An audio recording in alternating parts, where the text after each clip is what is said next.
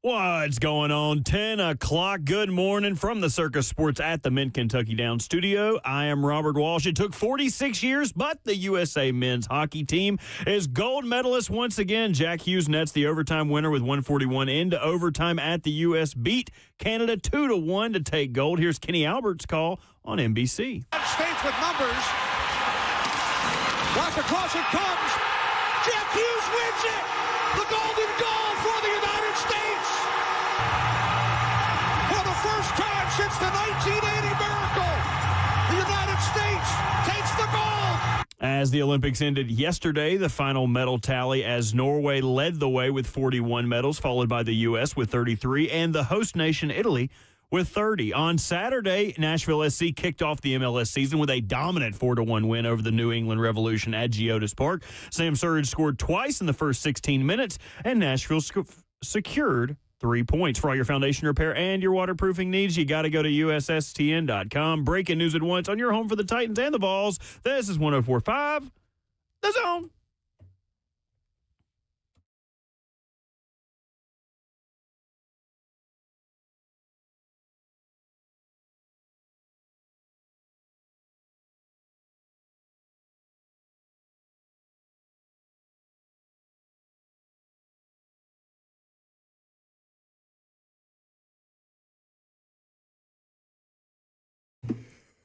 Today is a hockey day. USA, USA, USA. Awesome. Yes. Play Freebird. Come on. Hell yeah. What an electric start to the sports week. 7:10 a.m. The puck drop yesterday morning. Jack Hughes, American hero for all time, scores the winner. A minute and 41 seconds into the 3-on-3 overtime. We took all of Canada's stuff. Canada Hate Week is back on. Their women lose. Their men lose. And that is the way that the Milan Cortina Olympics comes to a close with USA. I wouldn't say dominance because I was scared. I was very scared the entire time. I'm scared of all of the good hockey players that Canada has because Canada, while there was some commentary after the fact from the Canadian team about the idea of, well, you watch the game for yourself and you decide who the better team was, which is, of course, the losers lament. Eat it. I was fearful the entire time. And there is no more scary sports experience than 3-on-3 overtime in hockey, especially with the Olympic gold on the line. We are happy to have you this morning. 615-737-1045 is the number. Facebook, YouTube, Twitter, and Twitch is how you can get involved. The only reason that the USA was in that game, if I'm being completely honest, was Connor Hellebuck.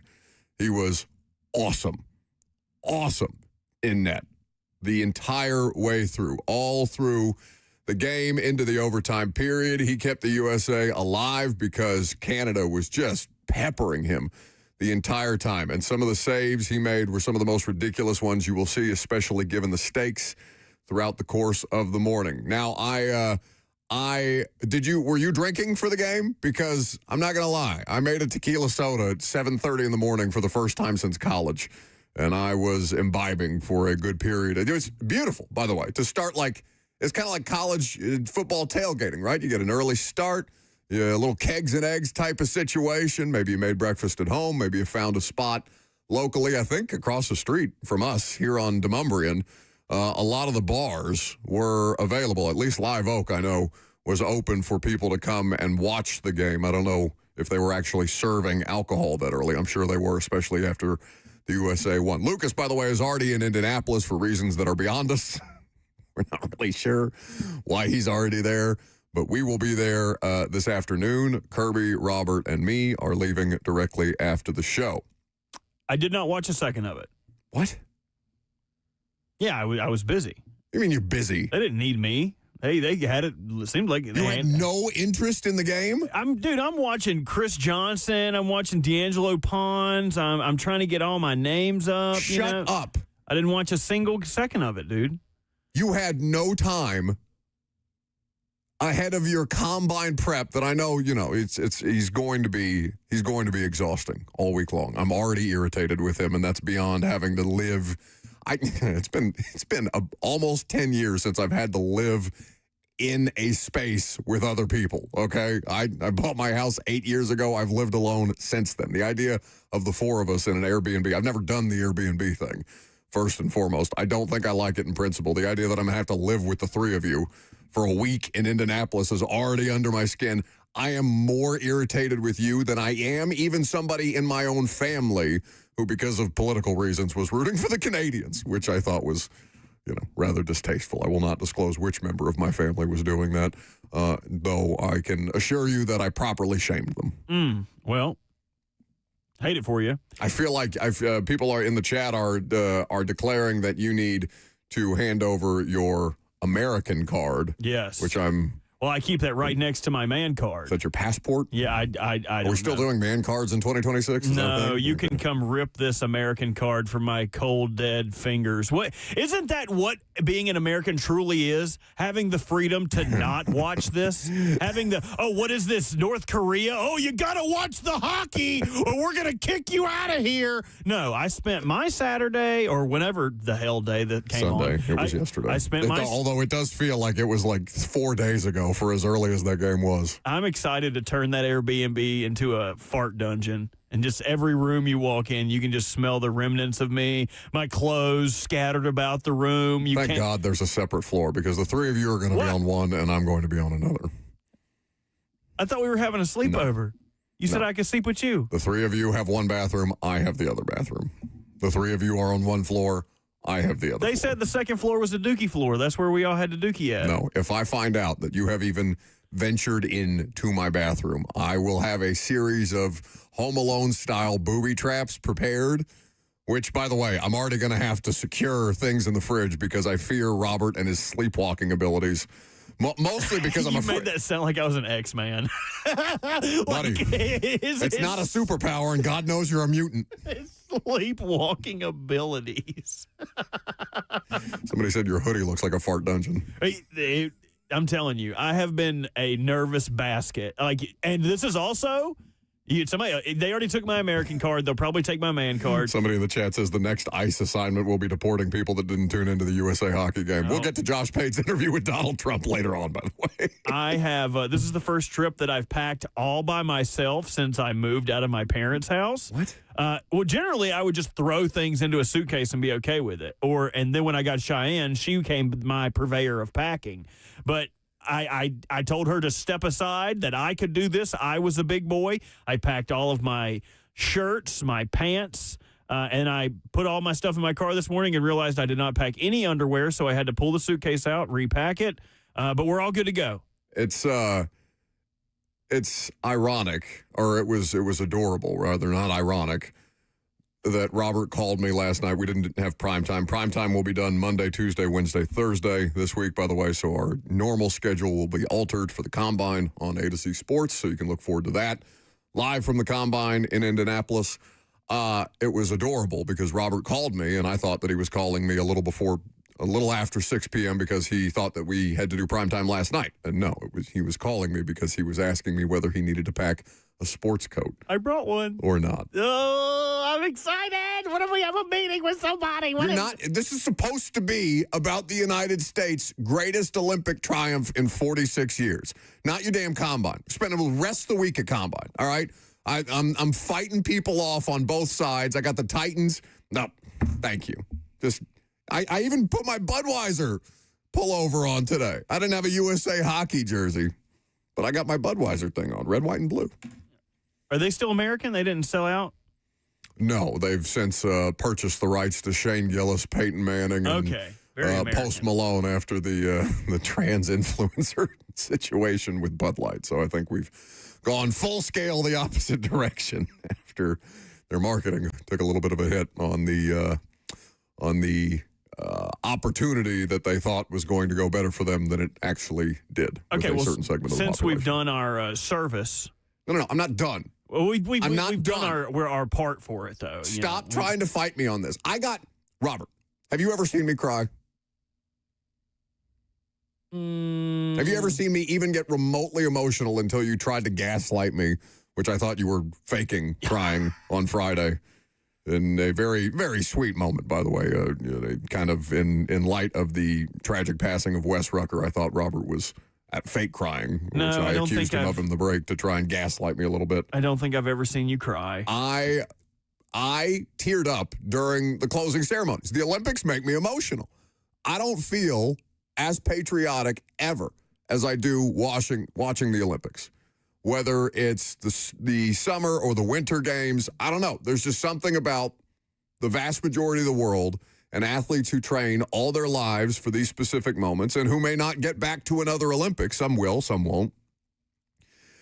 There's something about it that emotionally moves me, and that is probably the highest level of patriotism that I feel at any point in my life. I got dusty watching the closing ceremonies, watching the USA, seeing Johnny Gaudreau, the hockey star that passed away a few years ago tragically, and his children, his parents in attendance for the USA's gold medal match against the Canadians, his children out on the ice with Team USA last night. And then, the whole Kash Patel thing kind of ruined it for me. But I don't know. There's something about the Olympics that really does it for me. And I am very disappointed in you, frankly, that you could not be bothered to watch the USA game, because I know you weren't actually doing anything. You probably just weren't awake. I watched this is not about cuss. This has been going on for like 3.5 weeks, ain't Not it? this game. I mean, yeah. Not the first opportunity to win Olympic gold in hockey since the Miracle on Ice. Well, I didn't see that one either. I've watched the movie. I'll watch this one's movie when it comes out. I hate you. Well, ain't nobody watching. Where's everybody on the first day of pheasant hunting season? That's American. Nobody cares when I call out for that. Everybody wants to be mad at me. So anyway, it was an awesome Olympics. NBC killed it. In fact, I didn't ask you to pull this before the show because I was on my way out to the Two Rivers Ford dealership. They've given us is it Mike Tirico's closing remarks on U.S. hockey? Is that what you would like? Yes, I would like to hear that, please, okay. if you have that at your disposal. I didn't really pull it, but I probably can find it back here. Oh, here it is. Because of a drought that almost lasted a half century, those teams are revered. They are held on to forever. And what happened today doesn't take away from the greatness of those teams or the meaning that those teams have in U.S. hockey. But what you saw today was the build of a generation, inspired perhaps by that team that lost in 2010 in Vancouver to the Sidney Crosby golden goal in overtime. Or the team where TJ Oshie had all those shootout goals in 2014. That's when these guys were doing what you're doing, watching on TV. And they were young, and they were living the dream. So for all the young people out there, not just the hockey, but all the Olympics you've watched, those dreams are formed now. Go chase them and go get them, because our country loves sports and it brings us together unlike anything else. And if you didn't know that, if you haven't been watching the last 2 weeks, you saw it in Team USA hockey, winning the gold over their arch rival Canada here in Milan to wrap up these 25th Olympic Winter Games. He's a stud, Mike Tirico. I wonder if he did that off the cuff or if he had a prompter in front of him. Because if that was just, I'm sure he had some idea of what he was going to say if the USA won. It's just as I'm sure. By the way, Kenny Albert on the call for all of these games for NBC, the voice of Olympic play-by-play in the hockey throughout the course of this run was awesome as well. Just crushed it at every turn. NBC really did a masterful job with these Olympics. But if Tirico just vamped in that moment, understanding that he's a polished broadcaster, I don't know. There's not anybody better doing it right now in their respective roles in our industry than Mike Tirico, I think. Okay, now do you want to talk about the Combine? No, I don't. When the Summer Olympics comes around and we have somebody shot putting for gold, I'm going to be like, oh, you didn't watch it? It was electric. Shot put is not hockey. Shot put is yeah, okay, what about the hammer throw? You ever seen, like, the Miss Trunchbull off of Matilda? She grabbed that little girl by the pigtails and slung her around. Hammer throws elite. I've never seen Matilda. What? I mean, I know the reference. Isn't there like a chocolate cake or something like that? Well, he steals a piece from her office, then he makes him eat the entire chocolate cake with the whole school watching him, and they cheer him on. I see. Yes, I would dare to say Matilda more American than U.S. hockey. Easy. Nope. Easy. Hey, don't want to step on I will nobody's leave toes you at here. home. I will revoke your Lucas. combine privileges so fast. What do you mean you need Lucas? I need the anti-American here. I need him to help me out. I need him to cut me some slack. But I thought rare that somebody of Middle Eastern descent would be accused of being the more American one.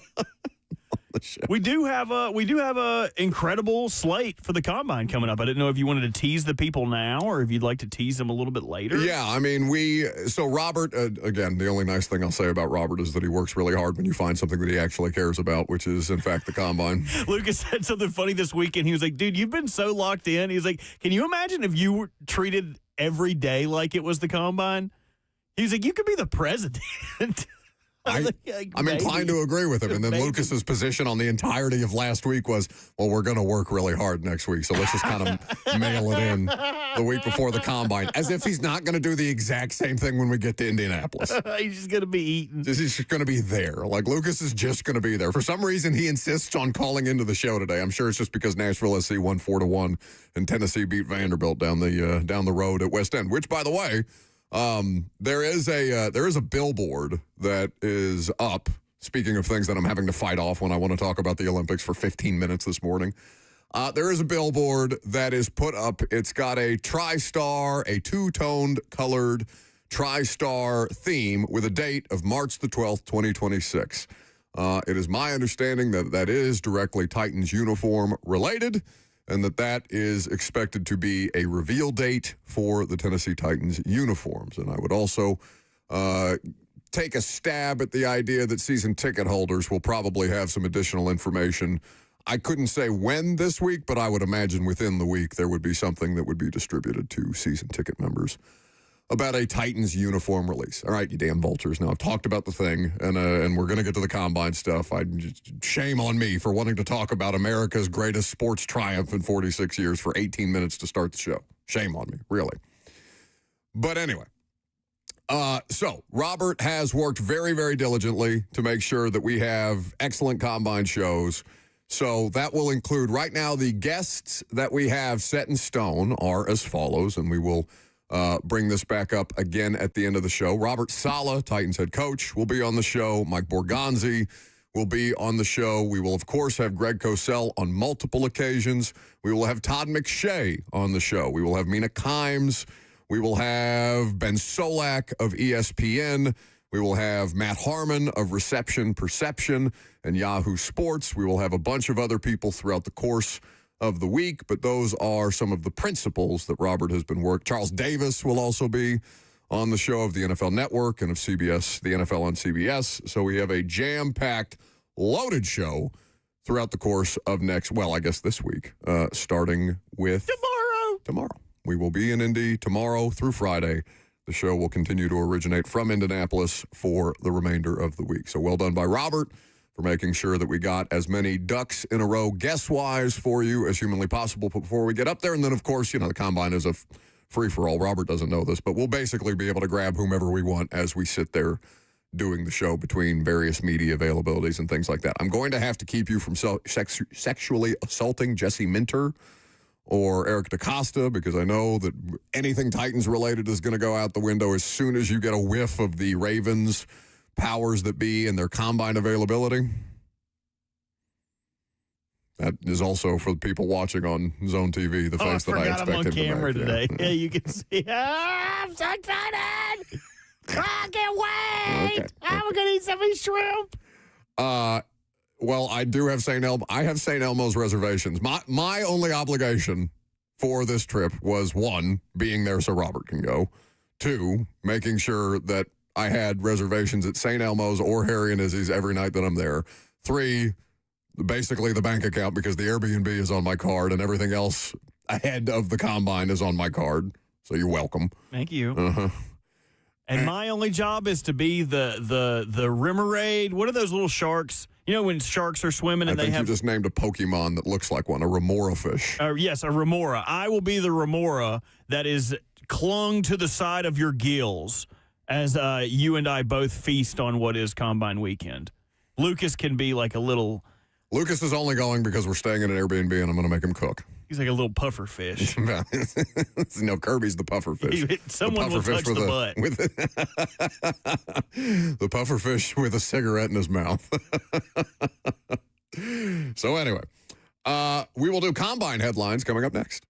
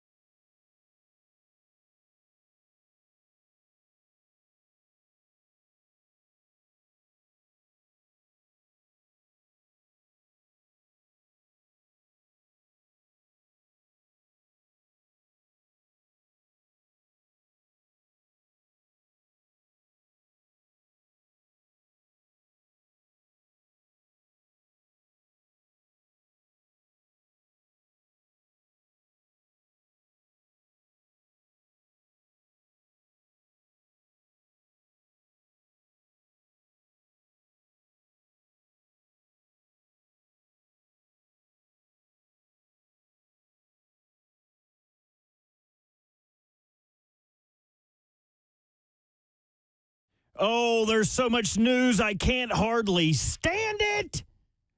Trade candidates, tag candidates, who's going to run the fastest, who's going to lift the most. And for that, we have NFL Combine headlines with me, Bert. So where do you want to start, Buck? Because as you know, the Combine is not just how fast, how strong, how quick, how big are you. The Combine, in fact, is more about how much would you take for this guy? I don't think I really like this guy on our team anymore. Would you give us a fourth-round pick for him? So do you want to start with the general manager hustle and bustle about fixing rosters, or do you want to start with the actual Combine headlines? Let's start with the Combine headlines just because we will have more pre-Combine discussion tomorrow, because tomorrow is just basically everybody gets into town, everybody gets their credentials and gets access to the place, and then the coaches and general managers start speaking. Robert, I have the schedule in my laptop bag that is a little too far out of my reach. No, that's okay. What day do you want to know? What time do you want to know? Who do you want to know when? Who's talking? Just this is what me. You were doing instead of watching the USA hockey game yesterday. I hate you. I'm sorry. Excuse me for being prepared for once in my life. But we'll start with the Combine stuff. Saleh is speaking on Tuesday and Borgonzi Wednesday. Is that correct? I believe that is correct. And we will have both on the show on Wednesday. Correct. Saleh will be ahead of time, and Borgonzi will be Wednesday. Yes, we will tape Robert Saleh just based off the schedule. Robert Saleh's availability for us was after the radio show on Tuesday, so you will hear that interview on Wednesday. Borgonzi will be live on Wednesday, as will Todd McShay. But the surface level measurements that matter. In my opinion, there are three athletes that their draft stock is completely dependent on whether they are a top 5 pick or they are less thought of. And those three players, two of them are frequently mocked to the Titans. You've got David Bailey, you got Reuben Bain, and you got Caleb Downs. Whose draft stock do you think could be impacted the most by what we learn at the Combine? And just a little refresher. So David Bailey, a little less sand in his pocket. He needs a little more to eat a bunch of Play-Doh before he steps on the scale. He's light in the ass. His weight is what matters for him. Reuben Bain, the arm length. We've been talking about it ad nauseum for months. It's one of the first things that comes up when you talk about him as a prospect. His arm length, whether he reaches the threshold that is necessary for him to play inside versus outside. And Caleb Downs, thought of as an elite prospect, but maybe elite is the wrong word, as Daniel Jeremiah said last week, that he thinks he's a great player, but has no elite traits. So Caleb Downs' athletic prowess on showcase for the Combine. How fast does he run the 40? How quick is his 3-cone? Things of that ilk. Whose draft stock could be impacted the most after this week? If David Bailey is sub 250 pounds, I think it becomes a real talking point, right? Because he's the most impactful defensive transfer portal player that we had in college football this year. And because there's no question he and Bain and Downs are all highly productive college players. Production matters a great deal here, but their physical abilities are also going to matter in a huge way. They're tangible assets, no pun intended, talking about being light in the ass with David Bailey. If David Bailey comes in at under 250 pounds, right? So 6'3", 250 is what he is listed at in most places that you would find him. If he comes in sub 250, I think you have to seriously question, one, how you're going to go about putting that weight on him. What kind of weight can his frame sustain that would still allow him to be highly productive? Because it starts to become a different version of the Harold Landry conversation, where Harold was a fine player for what Harold was, but you understood that the size was going to be somewhat of a limitation, right? In a different way. Like Arden Key is long. Arden Key's got the length plus that you would want for any prototypical edge rusher to have. But Arden, very, very, for an edge rusher at the NFL level, whether you had him hand in the ground or standing up, Arden also light in the ass that way. So you couldn't have him as a 3-down player. And I don't know, you can't draft a guy like David Bailey in the top 4 if he's not going to be a player that you can use reasonably on all 3 downs. And that's the argument against him. So Nick Bonito, a player he's oftenly compared to, weighed in at the combine at 248 pounds. And now we know Nick Bonito, the potential defensive player of the year this year, was in the running for that.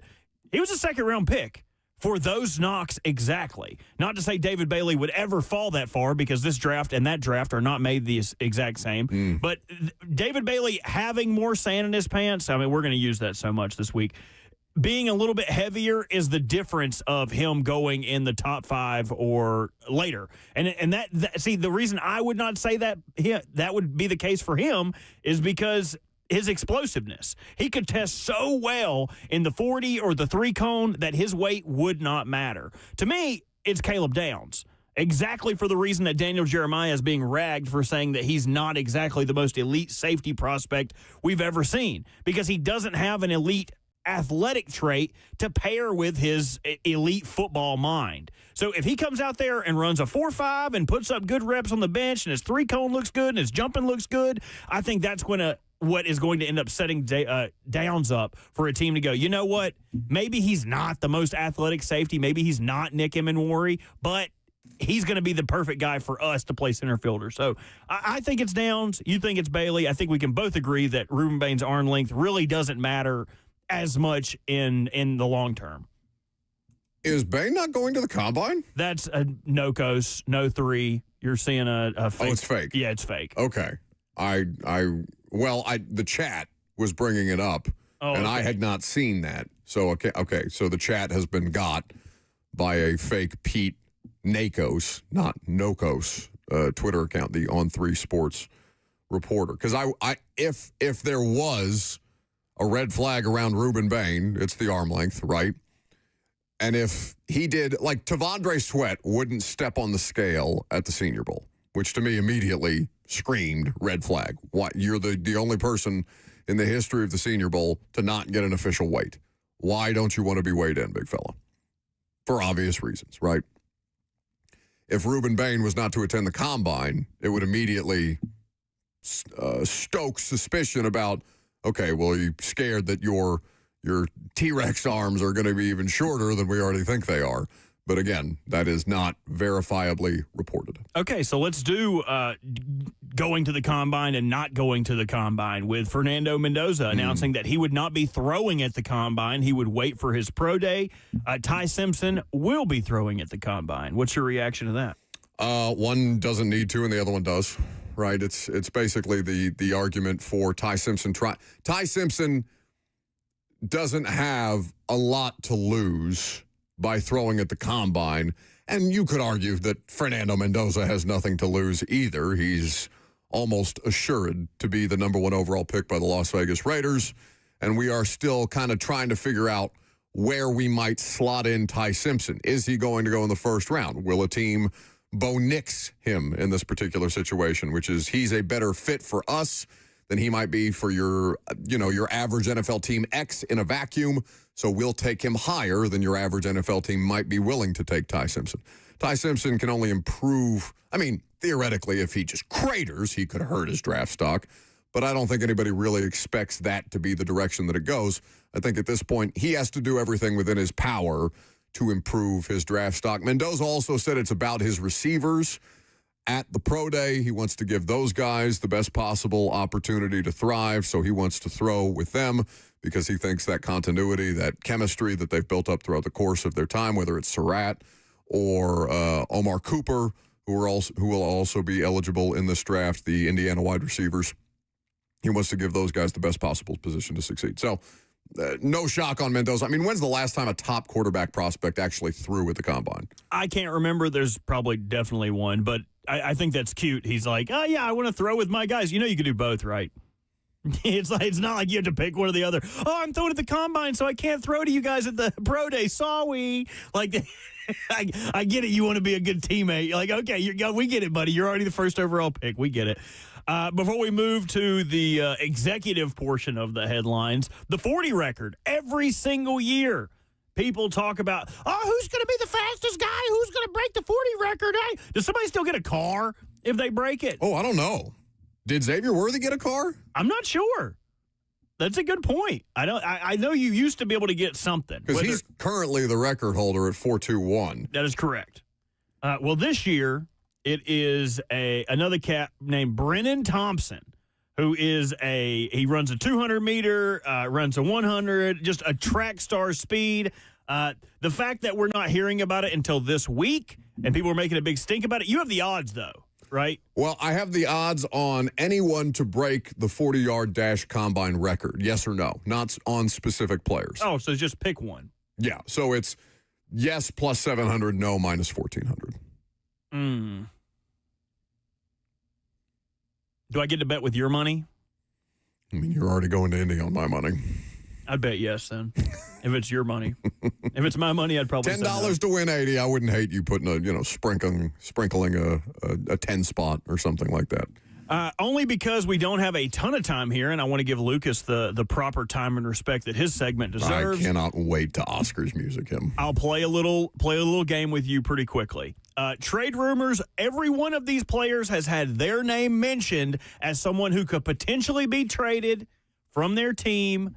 We would hear about it this week. Rumors would start to swirl. I'm going to say their name. All you need to do is tell me, will they be traded this year, or they will be playing with their team that they are under? Okay. You know what I'm talking about. Yeah. We'll start with the big dog, Max Crosby. I think he's going to be in Vegas. I think they'd be crazy to let him go. And I don't think he's the kind of petulant that he would just sit out. Like, I think he wants to play so bad. Like, the reason they're in this spot is because they shut him down for quote-unquote medical reasons at the end of the year, and he wanted to play. I think, fresh start with a new coaching staff and a front office that, still was a party to that in John Spytek. I think Max Crosby is a Raider next year. What about Mac Jones? Signed a 2-year deal with the 49ers. Quarterback class is not what it's thought to be. Maybe you don't want to invest a high pick or trust a rookie to be your starter, and you'd rather just sling a little draft pick to the 49ers for Mac Jones. If you're Shanahan, you'd rather have the backup quarterback, right? It's pretty cheap, too. Yeah, I'd keep Mac Jones. I would keep Mac Jones if I was the Niners. I'd be surprised if they moved him. A.J. Brown. I'm going to say A.J. gets traded.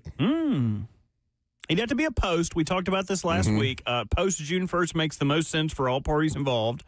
But I just feel like if A.J. wants to make a mess, he can make a mess. Well, then make a mess. Make a mess he will. Dexter Lawrence. Big old sexy Dexy, defensive tackle for the Giants. I didn't realize we were talking about Dexter Lawrence potentially being on the move.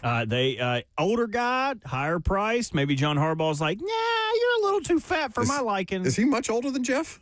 He was drafted in the same draft as Daniel Jones, so he's about... Well, no, that's the Jeff draft. Yeah, so Jeff's still under 30. I guess I wouldn't consider that old yet. Like old for me for a football player is 30 he's plus. He's 28. Maybe I'm thinking old-made contract. It is getting older in the contract. Okay. So, I mean, if he's super expensive, and they don't have a lot of cap flexibility this year, right? I think they're in the mid to low 20s as far as currently their available cap space. I think, though, that Dexter Lawrence had a down year. I think he'd keep him. And the last one, T'Vondre Sweat. Bless you. Thank you. This is pure speculation. Well, not pure speculation. They were interested in trying to move him last year, okay? No matter what that Jordan Schultz tweet said after the deadline passed. So if you made me pick one way or the other, I'd say that Sweat is probably on his way out. Fresh start to me for Sweat means new team for Sweat. And a front office and a coaching staff that did not draft T'Vondre Sweat. I don't know how Titans fans would react to that. And I don't know if you're going to be sold enough on the idea of, well, schematically, he may not be the exact kind of fit that they want. And maybe it's not this year, but I don't think that Sweat is going to be on the Titans long term. We're going to have Lucas next? Yes, we are. All right, we'll talk about the Joey Aguilar case and it not going in favor of the former now Vols quarterback with Lucas, who is, for some reason, in Indianapolis, coming up next.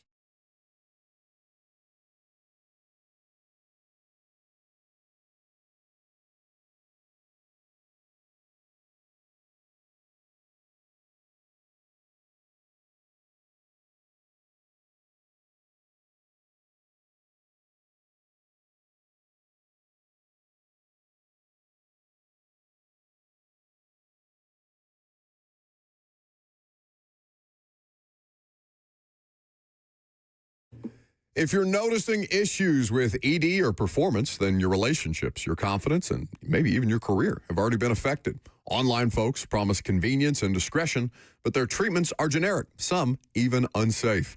Guys, no more excuses. The Tennessee Men's Clinic is the state's first men's health-focused urology practice with multiple urologists and providers focused solely on male performance.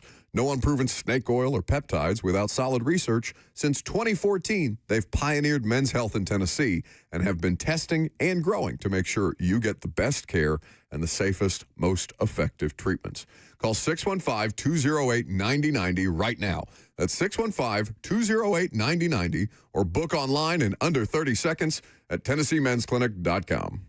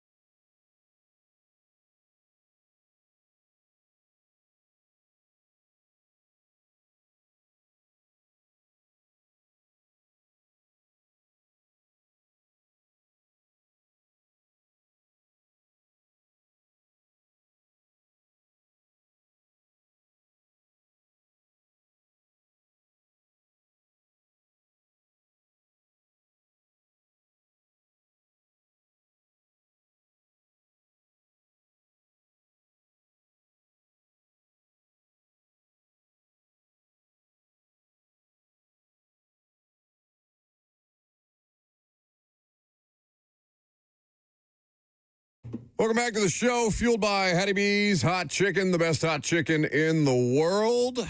So we sent Lucas up to Indy early. What, I guess just for the purposes of checking into the Airbnb. So he's already spent the weekend in Indianapolis. The rest of us will make our way up there for the scouting combine tomorrow through Friday. The news 2 days ago which is the reason that Lucas is joining us, is that Joey Aguilar is reportedly now going to be ineligible to play for Tennessee in 2026 after his injunction was denied. He will attend the NFL Combine, so I'm sure it will be a talking point for several people with Joey Aguilar. Lucas, one, how are you surviving the wintry weather? It's snowy and 25 here, which I think is trying to get us mentally prepared to be in Indy for a week. But is the cold impacting your level of BVS, or are you just kind of at peace with the idea that you're going to have a different starting quarterback in 2026?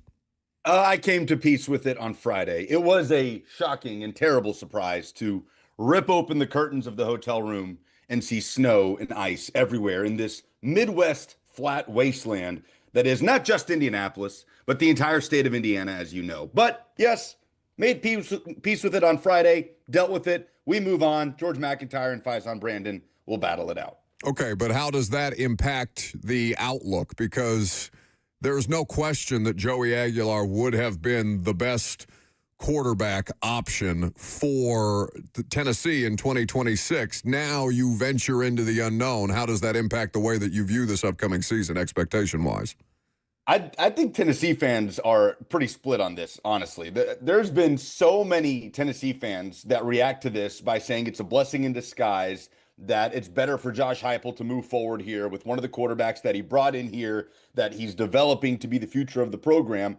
I am very much of the mind that it would be good to bring back the SEC's lead passer from the regular season last year, who had a top 3 season statistically in Tennessee football history as a quarterback, and give yourself as many options as possible, because the schedule is not favorable. The defense should be improved, but no matter what, you're throwing out a first-time starter to get thrown into the fire in what's a pretty big pressure year for Josh Heupel in 2026. So I am surprised by the amount of Tennessee fans that are saying, good riddance, Joey. Thank you for doing what you did, for cleaning up the mess that Nico left, but let's move on. George or Faison, let's get this done.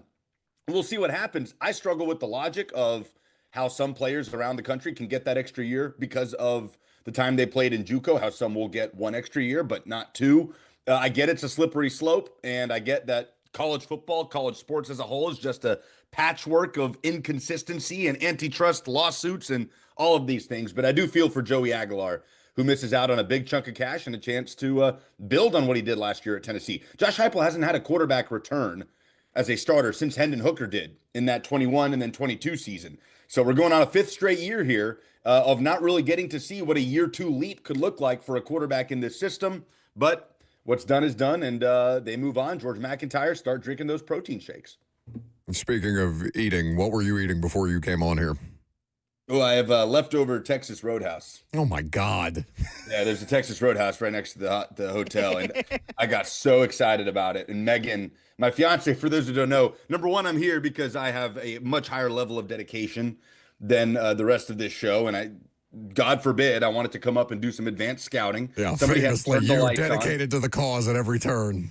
That's right. I've been sitting meditating on the 50-yard line at Lucas Oil Stadium, getting ready for the week. But I was also here because my fiance had an interview for her fellowship program, which follows residency in Indianapolis. So there was a Texas Roadhouse. There is a Texas Roadhouse right next to our hotel. I was giddy about it. Yesterday, we went and saw Wuthering Heights, and then I took her to her first Texas Roadhouse experience, and it delivered in every way. I contend Texas Roadhouse is the best chain, like large restaurant chain in the United States of America, who are gold medal champions. I'm sure you've already talked about. Wait. Before Buck goes, you went right from Wuthering Heights to Texas Roadhouse? Yeah, correct. No stops? You didn't stop by the room to freshen up or, reaffirm your love to each other or no? You went. Yeah, is that why your hair looks like that? Did you get on this show with sex hair? No. My hair looks like this because I used the hotel gym. Thank you very much this morning. But no, Megan left yesterday. I will not comment on anything that may or may not have taken place after Wuthering Heights, which was very good, by the way. I highly recommend. You look like you got electrocuted. You kind of like Jimmy Neutron hair. Oh, God, I can't wait to wake up next to you. Speaking of, I can make a quick grocery run. Anything I need to pick up? Yes, I haven't been able to go yet, but we've already talked about it. You know my requirements. I need 1 loaf of white bread, preferably bunny, 2 logs of bologna. Bologna, yep. Cheese, and some squirt mayo. Lucas, did you see the picture he posted yesterday? I think it was on Instagram. Were you at Costco? What the hell are meat trimmings? He bought a log. Dude, of I hit a lick. What only said on the label, beef trimmings. I don't even know what that means, other than it's probably like hooves and, genital parts of a cow or other things that are, posing under the guise of ground beef. No. You can't. You're not going to get Lucas to flip on me because he would be excited about this. They mislabeled something. So if you're familiar with Costco, you have to ask them for the 10-pound tubes of ground beef, which I was going to take and freeze. So I asked him. I was like, hey, can I get one of the 10-pound tubes? He was like, do you care which kind? I was like, I'd really like to get 90-10. He comes back out, and the label says beef trimmings. 10 cents. So I was like, we need to get the hell out of here right now. So I went to check out, bing, 10 cents, got all the rest of our groceries, got home. It's ground beef. It's all 90-10 ground beef. The guy just must have been new. I assume he's going to be written up and fired. I hate that your family will not be financially secure because you lost your butcher job, but I bagged 10 pounds of 90-10 ground beef for 10 cents, a cent a pound. I'll never, people talk about never reaching, knowing that you peaked. I have peaked in my grocery stordom. I have peaked. I will never feel that way again. So Cheyenne is secure for the next 4 days with 10 pounds of ground beef. You're just going to be eating ground beef with a spoon? Yes. Yeah. He's going to do it. He's going to do it in his sleep, and it's going to be raw. He's going to wake up with worms the next day. Tartar, anyone? Good macros, as they say. Lucas, you've been to the Combine before. You were very unimpressed with how little the NFL media knows about college football. The last time you were there, is there anything in particular other than Robert at the Combine that you're looking forward to about this year's Combine? You're breaking up a little bit. I'm not. I can't hit you. I would get. Can you hear? We lost him. Dang, we lost him. Don't look at. Drop your YouTube stream. Definitely don't look at the stream. Oh, look, he's frozen now. Oh no, we lost Lucas. Dang, you don't get to hit him with the music. Oh no. Oh. Did he really hold up a bag of Texas Roadhouse chips and try and crunch them? It's peanuts. In an effort. He's still there, isn't he? No, he's not. He's frozen. Zach, pull it. The bewildered look on his face. He said in the chat. He knew it. He saw it coming. He telegraphed it. He said, not going to Oscar music me. You know what? Well played. That's his gold medal moment. I think he would be disappointed in you if he found out that you did not watch that USA hockey game yesterday. I think that would be the rare moment of his disappointment in you as a person.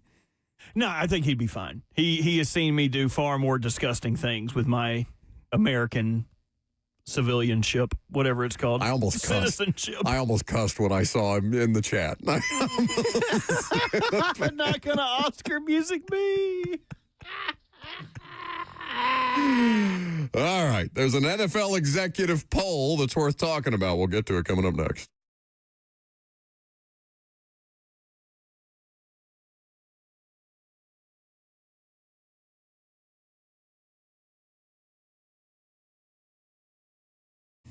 Nothing worse than a plumbing, heating, or HVAC emergency, an electrical emergency even. You don't know what it will cost or if it'll get fixed correctly or if the people that you call are just trying to upsell you on something. That's why you call Hiller Plumbing, Heating, Cooling, and Electrical. Their experts are going to solve your problems quickly. And most importantly, the price you're told is the price you'll actually pay. There's no hidden fees or surprises on your bill. Hiller has been in business for over 35 years and is family owned and operated. Their techs are professional, experienced, and trustworthy, and they're all background checked and drug screened. When they're on their way, you'll receive a photo of the tech and a link to track them in real time. So there's no more time wasting time waiting around. 100% satisfaction guaranteed of happy you'll be, or the service is free. That is the Happy Hiller promise.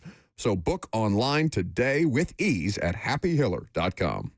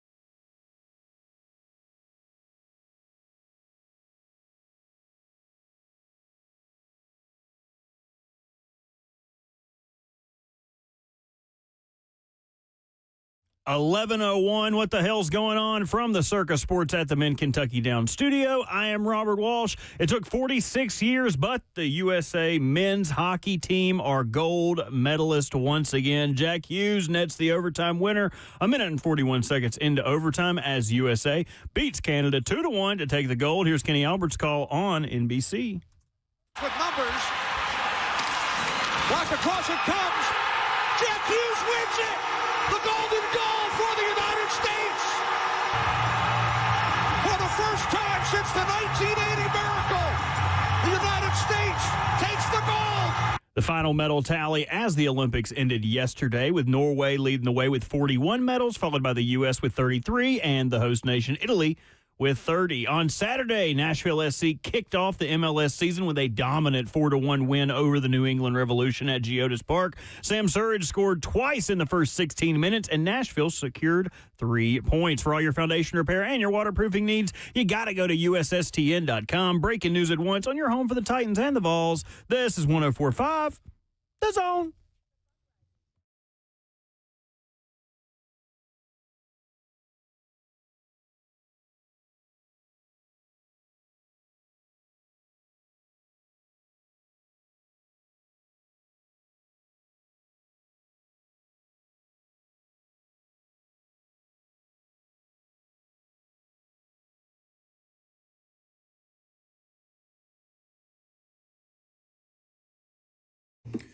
Second hour underway, the Scouting Combine, the 2026 annual NFL Scouting Combine will very soon be underway. The NFL season truly does not stop. We got about a 2-week break between the Combine and the Super Bowl, and everybody, including us, the entire show, and Kirby, will head up to Indianapolis tonight or here in just about 2 hours from now and start the prospect evaluation process in earnest. One of the biggest touch points of the offseason. It's really Super Bowl and Combine that serve as an NFL convention of sorts. And Combine is where more actual business of football gets done. You got a lot more player star power at Super Bowl because every player who's worth their salt is trying to sell you something on Radio Row. But at the Combine, whether it's legal or not, conversations about free agency begin. You have interviews with draft prospects and teams in which information that may or may not be viable gets leaked out there for the purposes of trying to smokescreen around a prospect, trying to tank a prospect's draft status, trying to secure your position and deals as far as trades for those draft picks because maybe you fall in love with a player that you had an interest in on tape, but the Combine really sets you over the edge and you find out the measurements, the medicals, and all of the most important things that get done in Indianapolis because there's only so many places in the country that are equipped to do as many medical evaluations for that many players. What it's 325 plus, I think, NFL players or future players that are invited to the Combine. And we'll see how many of them end up getting drafted. We know that the Titans have the 4th overall pick in the draft. We will talk to Mike Borgonzi and Robert Saleh. Well, we'll talk to Robert Saleh tomorrow. You will hear our sit-down with Robert Saleh on Wednesday on the show. And we will have Mike Borgonzi live on Wednesday as well, just to accommodate both of their schedules. And as always, there's a lot of news that comes out at this time of year. Jeremy Fowler does an annual poll of NFL executives about who the top players and top prospects are. Scouts and execs polled on the top prospects in this upcoming NFL draft. The biggest question to start with is obviously at the number 1 overall pick, which is a question that we ourselves were asking here in Tennessee last year. Are the Raiders going to keep number 1 overall? There seems very little evidence.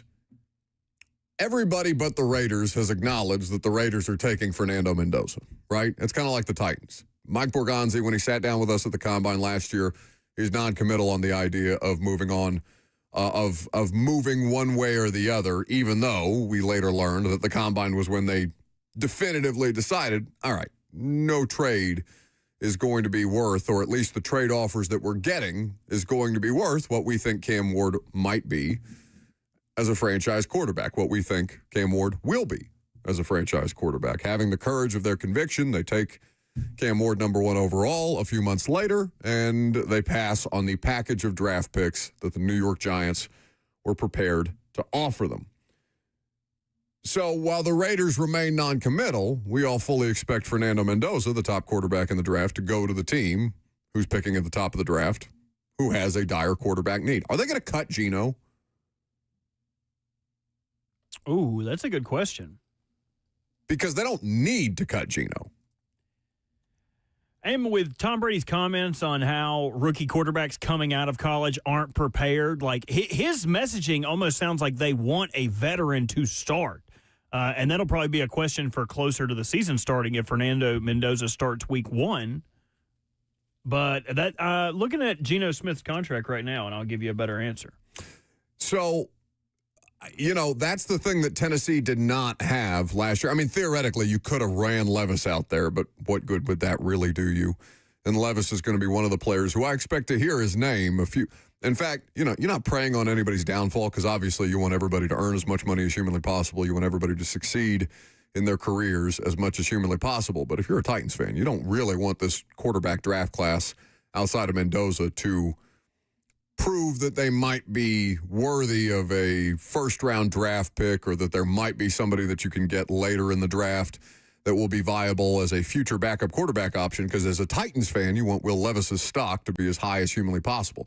Your free agent class is already kind of underwhelming with former Titans legend or current Titans legend Malik Willis headlining the free agent quarterback class right now, assuming that Kirk Cousins, I would probably still favor Malik over Kirk, even though Kirk has accomplished more in his NFL career. Kirk Cousins at that advanced age. Is he going to be 37, Kirk?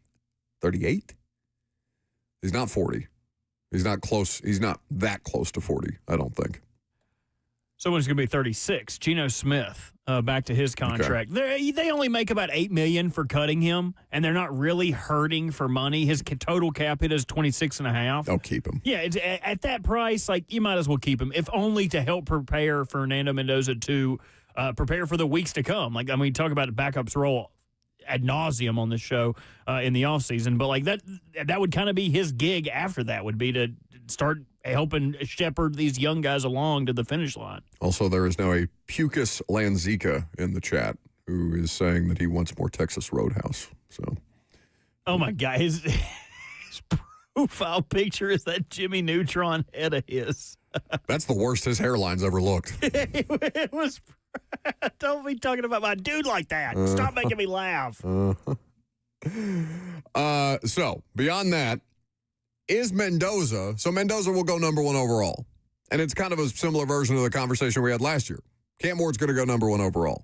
But is Cam Ward the best prospect, regardless of position, in this NFL draft class? So, the names, Mendoza will be one of the best. Is he definitively the best? I'm not sure how you might answer that question. The other names in that conversation are the hybrid linebacker edge from Ohio State, Arvell Reese, his teammate, Caleb Downs, the safety, and then the running back, Jeremiah Love from Notre Dame. It seems that on the poll that Jeremy Fowler did of scouts and executives, the vast majority of the voters selected Arvell Reese as the best overall prospect, regardless of position, in this upcoming draft. In fact, he's got it narrowed down to Arvell Reese with 5 votes, Jeremiah Love with 3, Caleb Downs and Fernando Mendoza each with 1 vote as the best overall prospect in this draft class. Now, the Arvell Reese thing is going to depend on what team he goes to, and it sounds like most people expect the Jets to just stick and pick, where they have a desperate needed edge where he can slot in as an edge rusher. And I do think it is a credit to Arvell Reese that somebody like Matt Patricia could find a variety of ways to use him differently. Matt Patricia, who's obviously a former NFL defensive coordinator, who was the defensive coordinator at Ohio State last year, that he's got that kind of versatility in his bag and that an NFL caliber coordinator understood how to use him. I think that helps Arvell Reese at the next level. That would be who you would want in an ideal situation. It sounds like there's no way that the top prospect in this draft ends up falling to 4. Are you familiar with the mental testing agency AIQ? They're kind of taking the Is that I listened to McShay's podcast in the lead up to the combine. They had a representative from AIQ on his podcast, if I'm not mistaken. Scott Goldman. He is the founder. He used to work in NFL front offices, and really, this is kind of like the Wonderkin or Wonderlic. What was was it P2 cognition test? What were the things that S2? S2. So it's the newest in the line of Which, that. by the way, might still be right on CJ Stroud. Well, yeah. You got to give them time. They got dragged. That's why we say you got to give them time. They got dragged. Somebody in an office in Franklin somewhere is banging on the table, be like, I told you. But the goal of AIQ is to measure the mental capabilities of the athletes at the combine and see how much they can handle, what unique traits they may have in memory or retaining information, or they're able to do this. So they put them through a series of games on an iPad where they kind of gauge their mental. And he was talking about Arvell Reese, and this kind of made me change my tune a little bit about, because the whole thing with Arvell Reese is projection and not what he is, because there is such a limited sample size. But they got the rights from Arvell Reese's agent to release his findings from the AIQ test, and he talked about how Matt Patricia threw everything at him, made him play a hybrid position his final year in college. He was able to take all of that, and the test showed that his mental capabilities are greater than that of the average athlete at that position, so they would be able to extrapolate that he would be able to play a hybrid role such as that in the NFL mentally. Like Micah at the start. Correct. So hearing that from someone, and I believe this is available to all 32 teams. I think all 32 teams subscribe to AIQ for this information. So it's not like groundbreaking, like, oh, Arvell Reese might be this. We're going to ask Borgonzi about it. But the cool thing about it is he was acknowledging that it's totally separate from the physical part, where none of it is taking into impact of his body or his wingspan. Nothing about this. This is all mental capability. So while he may be mentally strong enough to handle being a hybrid player in the NFL, there is still the question about his physicality. Can his body hold up to that type of work? Does he need to play far? So it is just a piece of the puzzle, as Todd says, and not the whole equation. But I find stuff like that so fascinating, and that's generally the stuff that we're not privy to in those meetings, right? Where they put you in a room, you're surrounded by everyone from, say, the Minnesota Vikings. Ramon had a great story about this when he was at the Combine. And they ask you a bunch of questions, and they throw a bunch of tape at you, and they say, what would you do on this play? That's the stuff that we're not privy to. So the fact that we were able to hear about Arvell Reese and his scores being off the chart for that is huge news. So he's a Jet. It's unfortunate. Yeah, probably. It's unfortunate. Probably. I hate for him and for Titans fans. The Jets have gotten plenty of defensive players traded or paid for what it's worth. Sure. So not the end of the world for him. If it was Dante Moore or a quarterback or a wide receiver, I would go, maybe I feel bad for that guy. But the Jets have gotten a ton of dudes paid on the defensive side. So I don't feel necessarily terrible for Arvell Reese. Okay. Coming up next, our friend Josh Pate did an interview with the current president of the United States, Donald Trump. That interview went up last night. We are going to play for you a portion, not the whole thing, obviously. You're going to want to pirate Pate's interview with the president, but his intent was to talk to Donald Trump about federal involvement in the world of college sports. I'm going to play you some of this interview, and we're going to talk about the feedback, the blowback that Josh Pate is getting for interviewing a sitting president coming up next.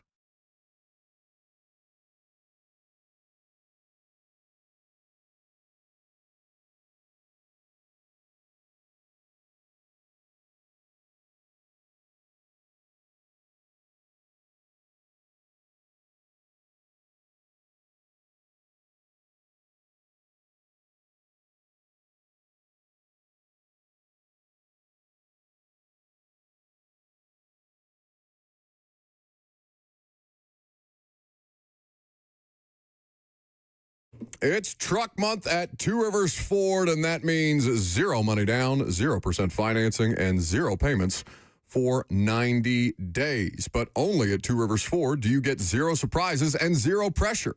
You see, Two Rivers Ford they do things a little different than most dealerships. For starters, they have a non-commissioned sales team, so their salespeople are paid whether you buy a truck or not. So go ahead, ask all the questions, take all the test drives, check out the F-150, the Super Duty, the Maverick, the Ranger. Truck Month is all about you.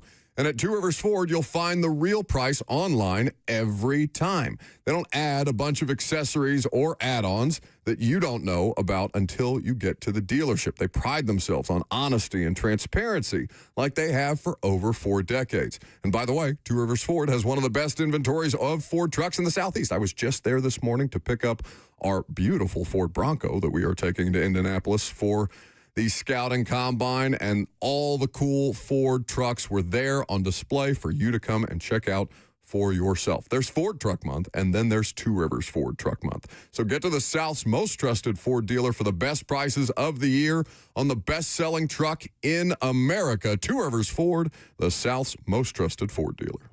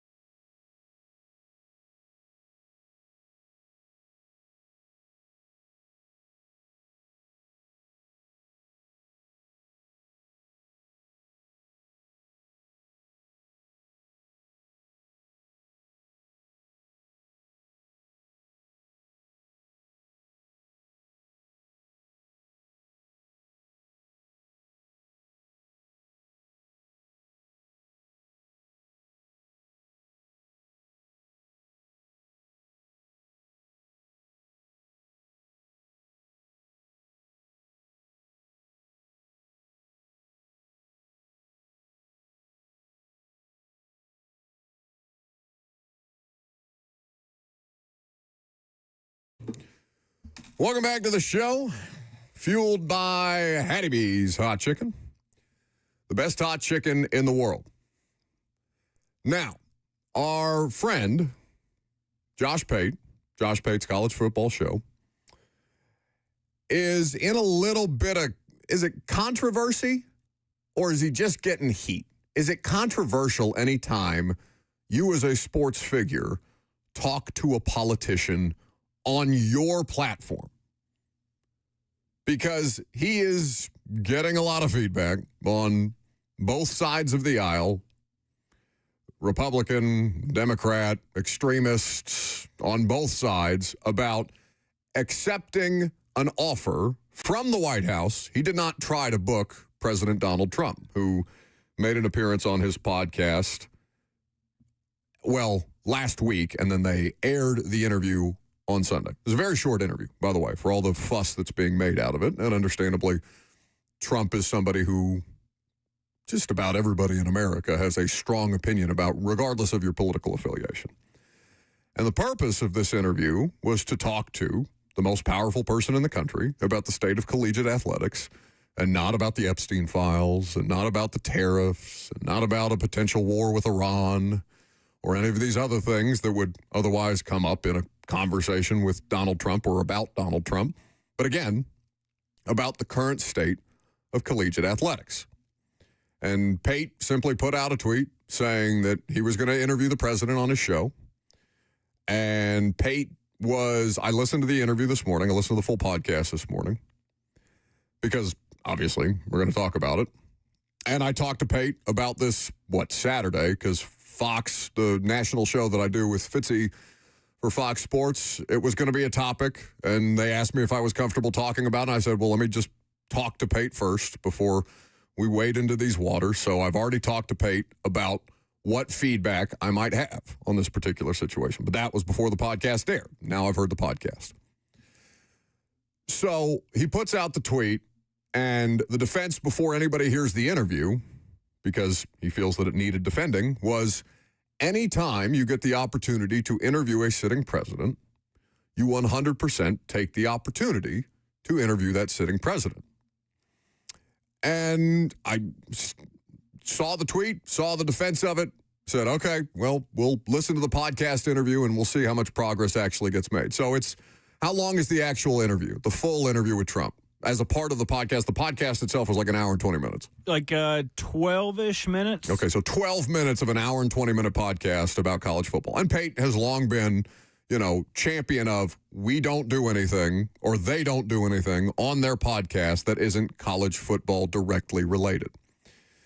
You can argue that anytime you talk to a politician, it starts to get a little murkier, especially if you promote yourself as a respite from anything that's not college football related. So, again, before we talked about it, I wanted to hear the interview. And in fact, I'm going to give you guys, or Robert's going to give you guys, about half of this interview. And you can decide for yourself as we react to it together. Our friend Josh Pate sitting down with the current president of the United States, Donald Trump. I live in the world of college football. You're at college football games all the time. We just saw you down in Miami last month at the national championship game. So you love the game. You've always loved football. Always. I've always loved college football. So on the field, love what I see. Then you get off the field, and then you just got a whole bunch of mess people talk about right now with the structure of the game and what rules can you make? What rules can you enforce? I know how I feel. I know how fans feel. How do you feel when you see that from your vantage point? Well, it's too bad. I hate to see it. And I hate to see a lot of things in football and a lot of things in a lot of other events. When I look at the kickoff, I hate to see this new kickoff rule they have. It's it takes the glamour, the glory, it takes everything out of the game. When I watch a kickoff, that's a big event. That's the opening of a game, and important. It's an important thing. And then they do this. I'm not even sure. Does anybody understand what they're even doing? They kick it short of the end zone now. You have to kick it short of the end zone. And somebody said they want to see more run backs. Actually, they want to see much less run backs, I guess. That's why they're doing it. But I think it's very bad for the NFL, and I hope college football doesn't do that. So you're at a lot of college football games. Yeah. You show up all the time. What's the process of that? When you're looking on the landscape and you say, we got a big one coming up, may want to go to that one. Yeah. How do you decide where you go? I look around and I'll say, like, South Carolina's good and Georgia's good. I like Georgia. I like this Georgia team. I like your quarterback, by the way. I like Gunner. He's going to be a great quarterback. I'm telling you, he's already a great quarterback, but he's only going to get better. He's asking how I judge and how I judge players and which games do I want to go to. I want to go to any game that guy, because he's been a big Trump fan. So I'm going to be watching him very closely this year. You're going to have a big year. So I like certain people, players, and teams. Alabama, I was just with Coach Saban together. He's a fantastic coach. Coach Myers. We have a lot of good friends in college football. You mentioned the golfing outing you had with Coach Saban, Coach Meyer. I believe Ron DeSantis was there the other day. Right. What's the conversation like, specifically when you're around big college figures, whether it's a commissioner, a former head coach? Yeah. What's the conversation right now? They talk to me about the politics, really, more so than football. They liked politics. They're all obviously very highly competitive people, but I would say for the most part we're talking politics. They want to know what's happening with Iran, what's happening, how'd you do that with Venezuela? That was pretty good. You know, that was very, very successful, to put it mildly. But they always want to seem to, because I play with a lot of athletes, a lot of coaches. You know, I play golf. I'm a good golfer, and some of them are good, some of them aren't very good. But it doesn't matter. One thing in golf, it doesn't really matter. You know, that's why they have handicaps. But they always want to talk about politics. You were down at the national championship game. Yeah. So Indiana was this incredible story throughout the entirety of last year. And then national championship winner, and then the assistant coaches start winning all these awards, and a lot of praise on Kurt Cignetti, as there should be. And he put together an incredible roster. He put together an incredible staff. Right. And afterwards, everyone wants to ask, oh, what's the secret? How did he pull it off? You're a guy, you've hired thousands of people in the business world. You've vetted people for cabinet positions, but you've sat across from them like we're doing right now. Right.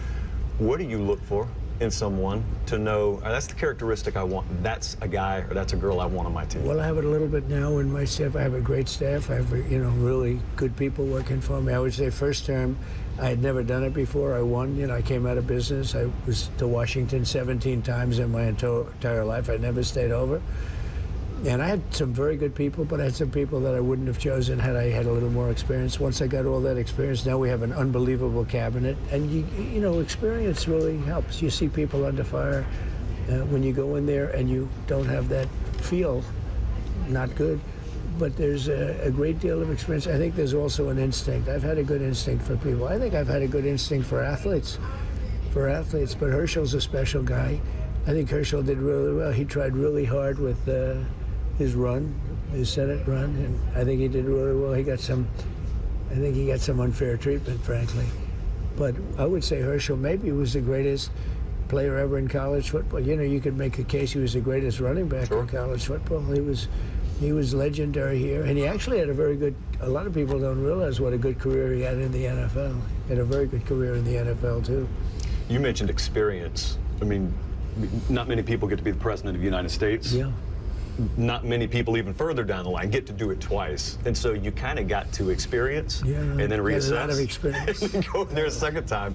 What are the things when people ask you, hey, what did you learn the first time that you applied the second time? What are the go-tos for you? Well, it's about people. You have to get the right people. If you don't get the right people, you can be really good, but it's never going to be the same. It's never going to be fantastic. The way they run it, you can see all the good people they have working here. They've been here a long time. You have to look at the people we have. I mean, they're outstanding, they're stars. And I learned that in the first term. And again, I had a lot of great people, but I had some that I wouldn't have used again. It's been amazing. You mentioned the word instinct a second ago. Yeah. I love talking to coaches about that, because oftentimes you're in a room and you got important decisions to make every day, football-wise or running the country. Right. And there are a lot of times probably where you've got expert voices, nearly consensus, telling you one thing, your instinct may say another thing. Yeah. How do you know how to balance that when you pull the trigger? Know. That's what instinct's all about. You never know. You just go with your gut. And some people can do that. Some people don't do it. Look, you have to put a lot of things into the equation, and that equals what you could call instinct. But, instinctually, I said I should run, and then I said I should run again. And we're having a lot of fun. We're doing a good job. Okay. So that is President of the United States, Donald Trump, visiting with our friend, Josh Pate, on his show, Josh Pate's College Football Show. That's a portion of the interview. If you are interested in the rest of the interview, it is available both on Pate's YouTube channel and in his podcast feed. I'll listen to the whole thing. It's basically more of that. So, the question is, if you are offered the President of the United States to appear on your platform, if you're a sports person, right, outside of the realm where you would normally be talking to sports, one, the question becomes, okay, are we done with stick to sports? If whomever the president is, right? Obama big on basketball. Donald Trump very active around the world of college football. First sitting president to attend an NFL game this year. What was it? Lions and Commanders. Wasn't he there for the Traylon Burks catch? I think he was there for the Traylon Burks Mariota. Maybe it was a different Commanders game. Either way, Trump's in the booth, right? He's talking to Vilma and whoever forgive me, I forget who the play-by-play broadcaster was. But Trump's very much around football, Obama basketball. I'm sure, Bush baseball, you can go on and on. But if the White House offers you an opportunity to interview the President of the United States, is it a 100% yes answer all the time? Especially if, like Pate, you are banking on 30 or 40 minutes to have a larger scale conversation about federal oversight on the state of collegiate athletics, but they get told, apparently, according to Pate, very late in the process, you're going to have about 10 to 15 minutes with him, 10 to 12 minutes with him, okay? Because Pate asks about the state of college football. He gets an answer about the NFL kickoff rule. He's then asked about how Donald Trump picks which games he's going to go to, and he starts pumping up Gunnar Stockton because for people who haven't seen it, Gunnar Stockton is there. They taped this interview at the Varsity. So the Georgia quarterback, Gunnar Stockton, later appeared at a Trump rally. He's there. He's also sitting in the background of the interview, so he's gassing up Gunnar Stockton. Trump is because he's a Trump guy. Okay. He's asked about golfing with Nick Saban and Urban Meyer, which came out at some point last week. Urban Meyer has gone on the record saying they didn't talk about politics at all. Pate asks Trump what they talk about on the golf course, and Trump says mostly politics. So something's not adding up here. Basically, it's a conversation that in principle, if you were going to actually ask the questions about the state of collegiate athletics and the legislative oversight that the President of the United States would like to enact to govern this, you got nothing from that conversation. And again, Pate is a friend. I've talked to Pate about this. I told Pate that I was going to talk about this. So this is not, it's fair game, whether they're friends of ours or people that we would criticize without knowing them. I think criticism is fair in our particular arena. So it's an interview, nothing about the legislative aspects and issues facing the sports. The interview is basically a sports guy asking the current president of the United States what it's like to be president. Is that worth it? Because there's no question you immediately enter into arena, even if you're not endorsing a candidate, right? Like this is going to be viewed as Pate endorsing Trump, whether that's good for Pate or bad for Pate. I don't know whether it's good for Pate or bad for Pate. Robert, if this is the only time I'm going to involve Robert because I don't want to, make this messy for anybody but me. If you've got any feedback from me, I'm happy to hear it. Because I do disagree with Pate on if the White House reaches out to you about putting the President of the United States on, do you 100% of the time accept that? I would say no, it's not 100% of the time. In fact, I think that Pate might have been made stronger. This is easy to do in retrospect, and obviously I've never been in a position. I don't know what I would do. Right? Honest to God, I don't know what I would do if somebody offered me the opportunity to interview a president of the United States, especially one as polarizing as this, because he's a polarizing guy. There's no way around it. I think you 100% accept an invitation to go to the White House. That's different than being offered an interview by the White House and platforming a political candidate, whether he be a sitting president or not. Now, you can take issue with me having that position. Again, I've never been put in that position. I don't know what I would do. Robert, if the White House reached out to you and said, we'd like to book Donald J. Trump, or let's just make it a president of the United States, we'd like to book the president on the radio show. And you get opportunities to book people, and you'll run it by me and Lucas from time to time, obviously not the scale of the president. But what would your advice as the executive producer of our radio show be in that situation to us as hosts? I've actually had this come up before. I was interning for a show in North Carolina when Barack Obama was the president, and during March Madness, they reached out to the producer at the time and said, hey, Obama, huge fan, would like to come on, talk about basketball, talk about North Carolina, all that good stuff, and they did it. And I would echo that sentiment. I think that anytime you get to talk to the leader of the free world, you do it, whether it's at Walmart in the parking lot or at the White House. Either way, I would say, yes, you do it. That would just be me, though. Sure. And what I'm saying to you is the place where I disagree with Pate is doing the platforming a political candidate on your platform. Sure. Right? If you get invited or have the opportunity to speak to a sitting president, that's not an opportunity that just anybody gets. Regardless of what you think of the president of the United States, whether it be Trump, Biden, Obama, Bush, Clinton, on down the line, right? There is something to the opportunity of being invited to the White House and getting to take in the history of a moment, assumedly because you've been invited there because you've accomplished something. And the president of the United States, whomever the president of the United States is, whatever the political party is inviting you in to celebrate your accomplishment as an individual, as a team, what have you. I am with 100% of the time going to that White House, to the White House, and whatever engagement you might have with that sitting president, that's fine. I don't think what Pate did was worth it. It may end up being worth it to his career. I don't know, but it takes his career down a very different path than I probably imagine anybody in our particular positions would want to do, because it didn't actually get to the subject matter that college sports fans would want to hear from the president of the United States on, right?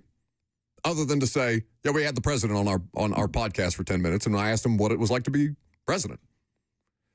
There's a lot of different loaded stuff around this.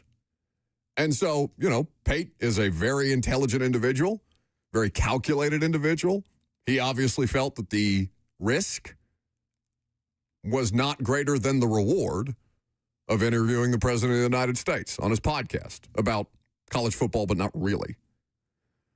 Again, I don't know what I would do in that situation. I have never been in that situation, nor do I expect to be in my lifetime. But the only place that I disagree with Pate on this is I don't think it's a 100% yes about the White House reaching out about putting the president on your platform. It's a complicated thing. And Pate, he talked about it for himself. You can hear it in his own words. It's Josh Pate's college football show. We gave you about 5 to 6 minutes of a 12-minute interview with Donald Trump. 615-737-1045 is the number. We will pivot back to some football conversation with the best offensive free agents at every position coming up next.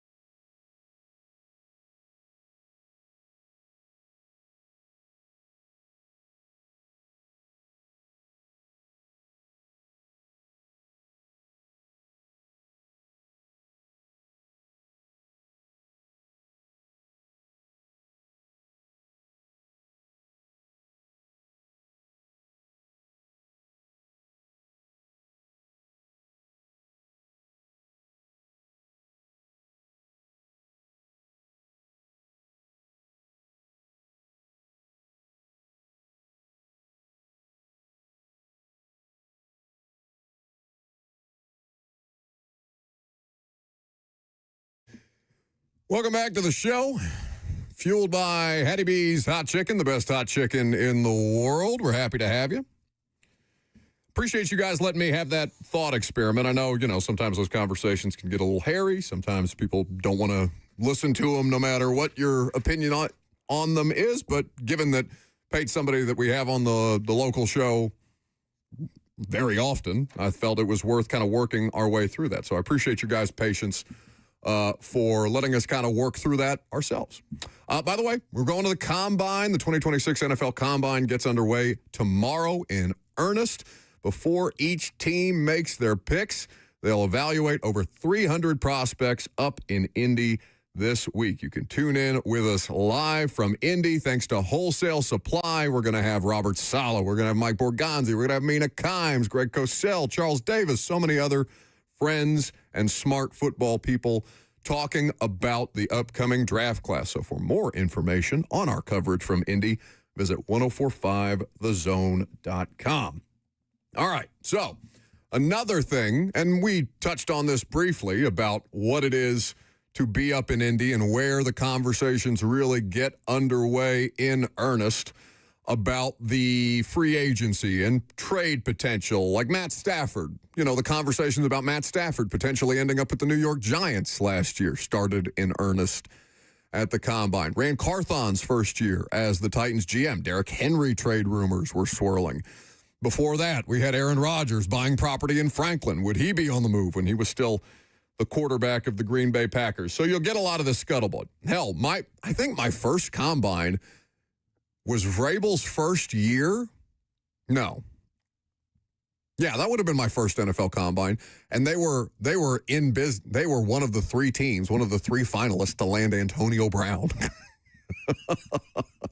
Ended up going to the Raiders. I think it was the Raiders, the Commanders, or whatever they were at the time. I can't remember if they were still the racial slurs or if they were the football team by that time or what they were. And people thought they were so dumb. It's like, oh, you only get a third-round pick for Antonio Brown? Oh, man, he's one of the best receivers of all time. Come on. Did you hear Mike Mayock talking about that this year at the Combine? For some reason it came up. Or at the Super Bowl. He has been like, who's the dude that had to apologize when somebody hit a home run in the middle of his apology? Tom Brenneman. Thank you to our crack research team. Well done, Carrot Top. Mayock has kind of been like that for me. We haven't heard from that dude. I feel like wherever he pops on at, like. Well, he's doing. I think he's the color analyst for Westwood One on some games. Like I think he does games for. I'm pretty sure I've heard Mayock. You are correct. He's a college analyst for them. Okay, college games, not pro games. That is what Google AI says, which is right about 32% of the time. Well, anyway, my first Combine was the Titans. It was Vrabel's first year, and the Titans are in on Antonio Brown. I'm like, oh, okay. He's a game analyst for NBC's coverage of Notre Dame. Okay.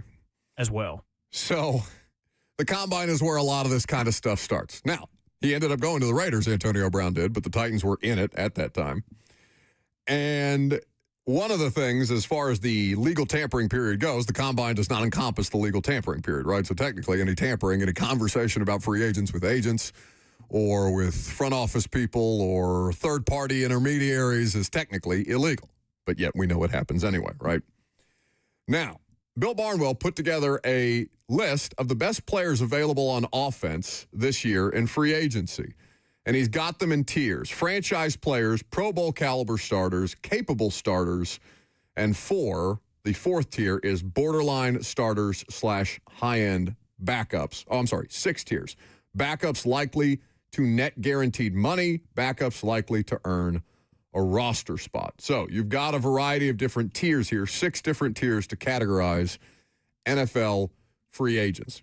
The franchise player quarterback tier, there are none on the market this season, according to Bill Barnwell. We would agree with that. Pro Bowl caliber starters, he acknowledges there aren't any quarterbacks who should be considered Pro Bowlers based on their merit of their play on the open market. So you got to get to tier 3 before you talk about quarterbacks who are going to be available in free agency. And the 2 that he lists here, free agent versions, or free agent, Daniel Jones, potential cap casualties, Tua. Is Tua somebody we still consider capable as a starter in the NFL? He just got benched for the likes of Quinn Ewers. I think that was more about the guaranteed money they would owe him, similar to Russell Wilson's benching in Denver at the end, where if he was to get hurt, they would have still owed him X amount of money. I think it had more to do with that than his play. If he was a backup, he would probably be one of the best backups in the entire league. I think we can agree on that. So, I mean, I would put him in a capable starter role. Sure as hell be expensive. Easily the most expensive. Borderline starters / high-end backups. He lists Garoppolo, Aaron Rodgers, and Malik Willis. How far has Aaron Rodgers fallen where he is in the likes of washed Jimmy Garoppolo? And I don't know what Malik's going to be. I'm excited for Malik, man. I know people, think it's two-faced to be critical of a player while they're here and then be happy for them when they go on to have success elsewhere. Frankly, I think that's the right way to do the job. I understand if you don't get that necessarily, but I very much enjoyed Malik Willis during his time here. I was very critical of his inability to play the quarterback position. I was also cognizant of the fact that he should have never been starting games when they started playing him. So to see him in a position where he could be making $25 to $30 million a year, I'm genuinely happy for that guy. And I'm glad you brought that up, because at the bottom of this, he said he has the projected average annual salary for some of the players, $20 to $30 million for Malik Willis, which is a very good number for him. $8 to $16 million for everyone else. I'm glad that number for Malik Willis has come back down to earth, because when we were in season and people talking about him getting $50 million a year, that is the most Matt Flynn. Like, did we really agree to pay somebody that much money that has under 10? Like, I just, it would make no sense to me for him to make that much money. Is somewhere in the middle there? Like him making around Geno Smith money, $26 million a year? That's cool. That's cool with me. I got no problem with that. So as long as the money has come back down to earth for Malik Willis, I'm very happy with that. If he was going to get $50 million from the Jets. Well, the Jets can't do that because they're already paying Justin Fields $20, right? He's listed in the cap casualties. Which, would make sense. So the quarterback position, I mean, let's just talk about what the Titans would be looking at here. Backups likely to earn a roster spot. Kyle Allen, Bridgewater, Sam Howell, Tyler Huntley, Pro Bowler, Trey Lance, Kenny Pickett, Tyrod Taylor, Skylar Thompson, Carson Wentz, Russell Wilson, Zach Wilson. You can say Pro Bowler after Tyrod Taylor, too. One of the most prolific passers in Bills history. What? I'm pretty sure when Tyrod Taylor took the... Are you sure? No. I mean, I'd say that Shedeur Sanders was a Pro Bowler this year, so what the hell do I know? I mean, I'm pretty sure he was a makeup, a Johnny Make-em-up, when he... let me make sure. Yep, at 2015. Bingo. Before Josh Allen, he was the most highest rated, had the most highest QBR in Bills quarterback history for that 2015 season. It was nuts. It's so crazy that he's still playing football. When was he drafted by the Ravens? 2011. Yes, 2011. Gosh, okay, go back to 20. Tyrod, let's man. go back to the season. Okay, this was his first deal after getting done with his rookie deal. Taylor signed with the Bills for 3 years, $3.5 million. $1 million a year to have the best passer your franchise has ever had. The money is so crazy. It's just bonkers. Blows my mind how little dudes were making 10 years ago compared to now. Oh, yeah. I mean, just relitigating that Osweiler thing for the purposes of our Tua, do you eat cap space to get a draft pick from a team that's trying to salary dump? Like, think about how different the conversation was around Brock Osweiler and $16 million versus Tua and, 45? All this reads to me, and somebody in the chat correctly points this out, this is a pretty good year to have Will Levis available for trade. Now, they have not said anything publicly or privately about specifically trying to move Will Levis. In fact, had we had a little more time with Brian Dable at his introductory press conference, what was this, just a week ago? I would have liked to ask him, hey, what do you think about the other quarterback on the roster? Because he got 9,000 questions about Cam, and that's fine. That's understandable. Cam's vastly more important and interesting. But what do you make of Will Levis?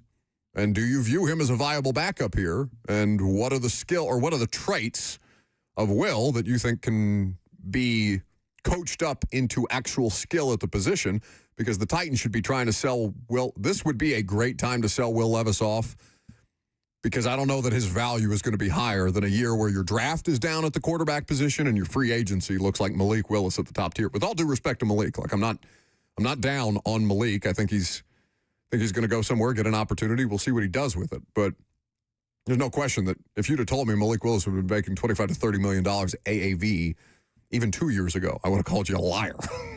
Oh, let me blow your mind. Go ahead. Tyrod played in Buffalo from 2015 to 2017. He played in 44 games, threw for just a hair under 9,000 yards, 51 touchdowns to 16 interceptions. That's crazy. Like, crazy. Taylor's good. Don't get me wrong, but, like, he ain't that good. Yeah. That's outrageous. What a run they were on. If only they had another quarterback that could save them from mediocrity.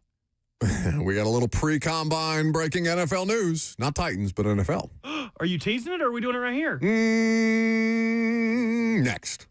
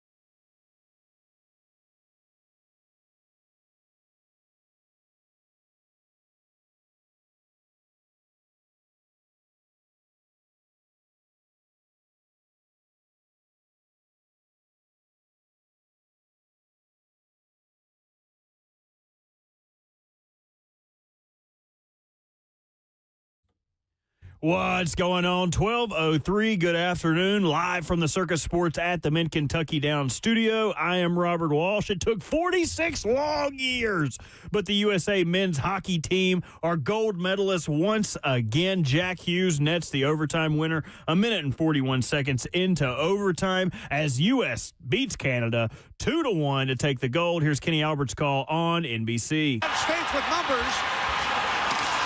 Watch across it comes. Jack Hughes wins it! The golden goal for the United States! For the first time since the 1980 miracle, the United States takes the gold!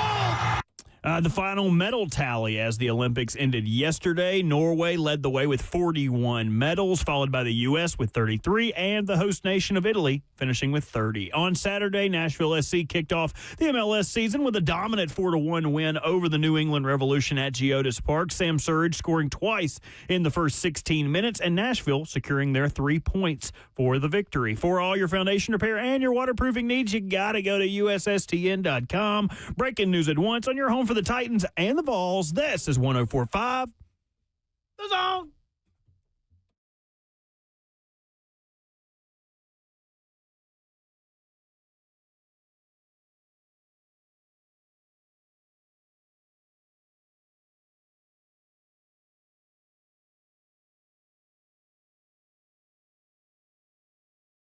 So we have a little bit of news before. Less than an hour before we take the radio show up to Indy for a week. Tom Pelissero of the NFL Network is reporting, as are other insiders reporting, that the Atlanta Falcons plan to franchise tag Kyle Pitts. He's the top available, would have been available, free agent tight end to hit the market.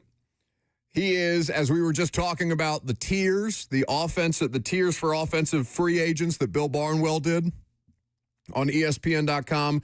He is the only tier 1 tight end considered a franchise player in this year's free agency class.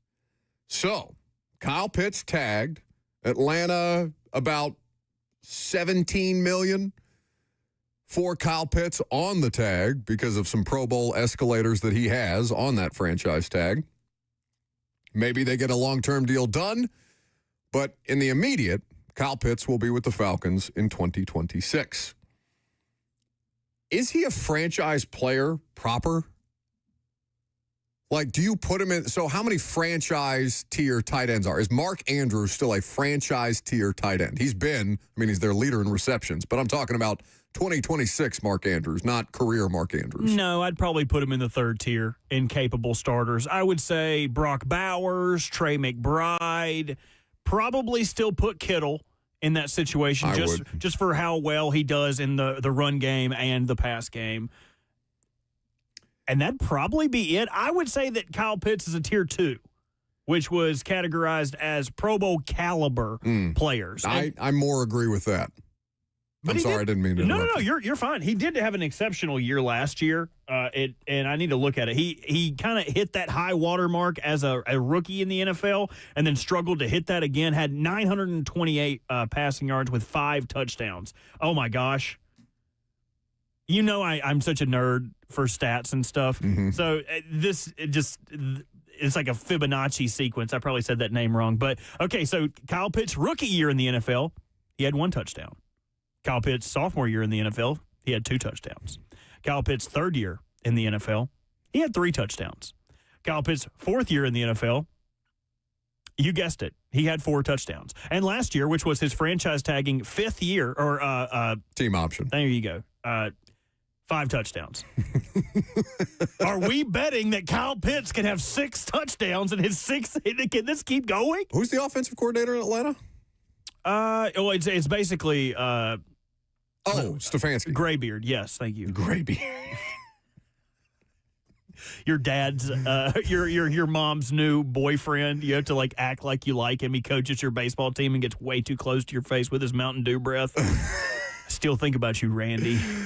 Is Stefanski, do people think Stefanski is like Silver Fox handsome? No, that's just... Because early Vrabel used to get some of that there. Now Mike looks, very much like a career cigarette smoker. With all due respect. I wouldn't say he's a gray beard. That's just, I'm like a physical attribute person. Like if I was to see me, I would be like, oh, what's up, Red Tubbs? Like, I that's just how I get down. Anyway, so Kyle Pitts officially off the market. So that means that the best available tight end is Dallas Goedert, Cade Otton, Travis Kelce. But I think Travis is so specific to Kansas City because of him and Mahomes that it's only if Travis Kelce goes back to Kansas City, because technically he is a free agent. It's only if Travis Kelce goes back do you put him in that best available tier. Yeah, and he really is just capable starter. Same thing, same argument for Mark Andrews. Like the connection their quarterbacks have with them is what makes them ultimately uber salvageable. So Chig, for what it's worth, and this is just according to the tiers that Bill Barnwell has done for offensive players set to hit free agency, he's categorized each offensive position into 6 tiers. Chig Okonkwo is in tier 4, borderline starter / a high-end backup, with the likes of Isaiah Likely, David Njoku, Dawson Knox, TJ Hawkinson, Cole Kmet, and Titans legend Jonnu Smith. If I'm the Titans, do I pay Chig, say, $7 million? Let's say somewhere between 6 and 8, 6 on the very lowest end. I would not go above $8 million a year for Chig Okonkwo. They have the cap space. Is Chig as a complimentary option at $8 million a year? One, would Chig take a short-term deal? Because I'd like to do what Jonnu did last year with the Steelers, they traded for him, right? They traded with Miami for him, which is Miami trading Minkah Fitzpatrick again? They talked about it, yeah. Yeah. I wonder if that's ever happened before. Has one team traded the same player twice? That's crazy. So you should only really be shopping in the borderline starters to high-end backups job anyway, because theoretically you have your guy in Gunnar Helm. You need 2 different kinds of tight ends this offseason, however you address it. You need a primarily blocking tight end, your next Jeff Swaim, Luke Stocker. You need your move tight end, your next Chig Okonkwo, Jonnu Smith, Delaney Walker. Now, Delaney was obviously the highest end version of something like that, but, a similar type. Chig has been the worst of those 3. Well, Chig statistically has more career yards as a Titan than Jonnu did. But the impact of Chig is so much less than the impact of Jonnu during their time here. And not just from a scoring purpose, because Jonnu was obviously a part of that 2020 offense that is the best in the Titans era, where I think he had 8 touchdowns the year before he hit free agency, if I remember correctly. Do you bring Chig back for between 6, but no more than 8?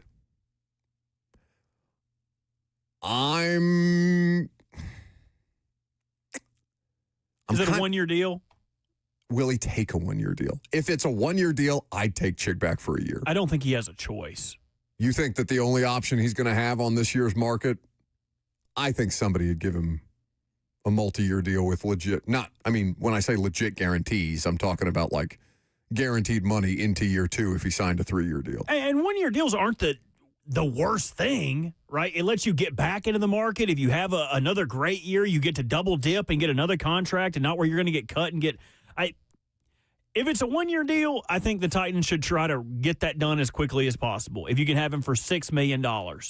But if it's more than that, let him test the market and walk, man. I'm not in love with Chig. No. Yeah, that you have to have this guy back. Like, he's a leading good locker receiver room be guy. damned. He's a good player in space. He's got consistency issues even into year 4 as a pro. So if I'm talking about real money, and $8 million, between $6 and $8 million is real money. Anything beyond that, I am comfortable. Let me say it this way. I am cool with bringing Chig back if the deal is right. I am more than comfortable letting Chig walk. I am more comfortable that letting Chig walk than I am giving Chig real money, if that makes any sense. Like, not to drag this out any further than it has to go, but who are the teams that even stick out to you as have a huge need at tight end? I just feel like we find them so often now. Exactly. And the only two teams that really make sense for me that they're going to spread their wings and fly on the tight end class, the Chiefs, if Travis Kelce doesn't come back, and they could still try to supplement that, even if he does come back, and the Denver Broncos, who have two different players either hitting free agency or, in Evan Ingram's case, not filling the proverbial need that he was brought there to fill, is that kind of like big slot for Sean Payton. I think Isaiah Likely is a slam dunk to the Denver Broncos. Like, they love having large, reaching players. He has super long arms, super big build, super slender build. He helps in your run game. I think Isaiah Likely to the Broncos just makes so much sense in the world. It's kind of crazy. Charlie Kohler's also an unrestricted free agent. All three of the Ravens tight ends would have been free agents because Mark Andrews got a deal, but he was scheduled to hit free agency, right? Correct. And so the deal with a guy, I should know his name, but it just slipped my mind, the guy that you just said, Charlie Kolar. So he is kind of like exactly what you already have, if you're talking about it from a Tennessee standpoint, in Gunnar Helm. Like a large target, and coming out of Iowa State, he was just a Johnny Catch-em-all. Like, they put him in the slot, let him run the seams, and throw the ball to him. He really refined his blocking in Baltimore because you're asked to do that a lot there. And I think that's going to end up netting him a pretty good payday, too. It would not surprise me if he did not get paid more than Chig, if only for the fact that he can be an inline guy or a guy that you put out wide or in the slot. Robert. What day is it? Oh, it's Mock Draft Monday. Next.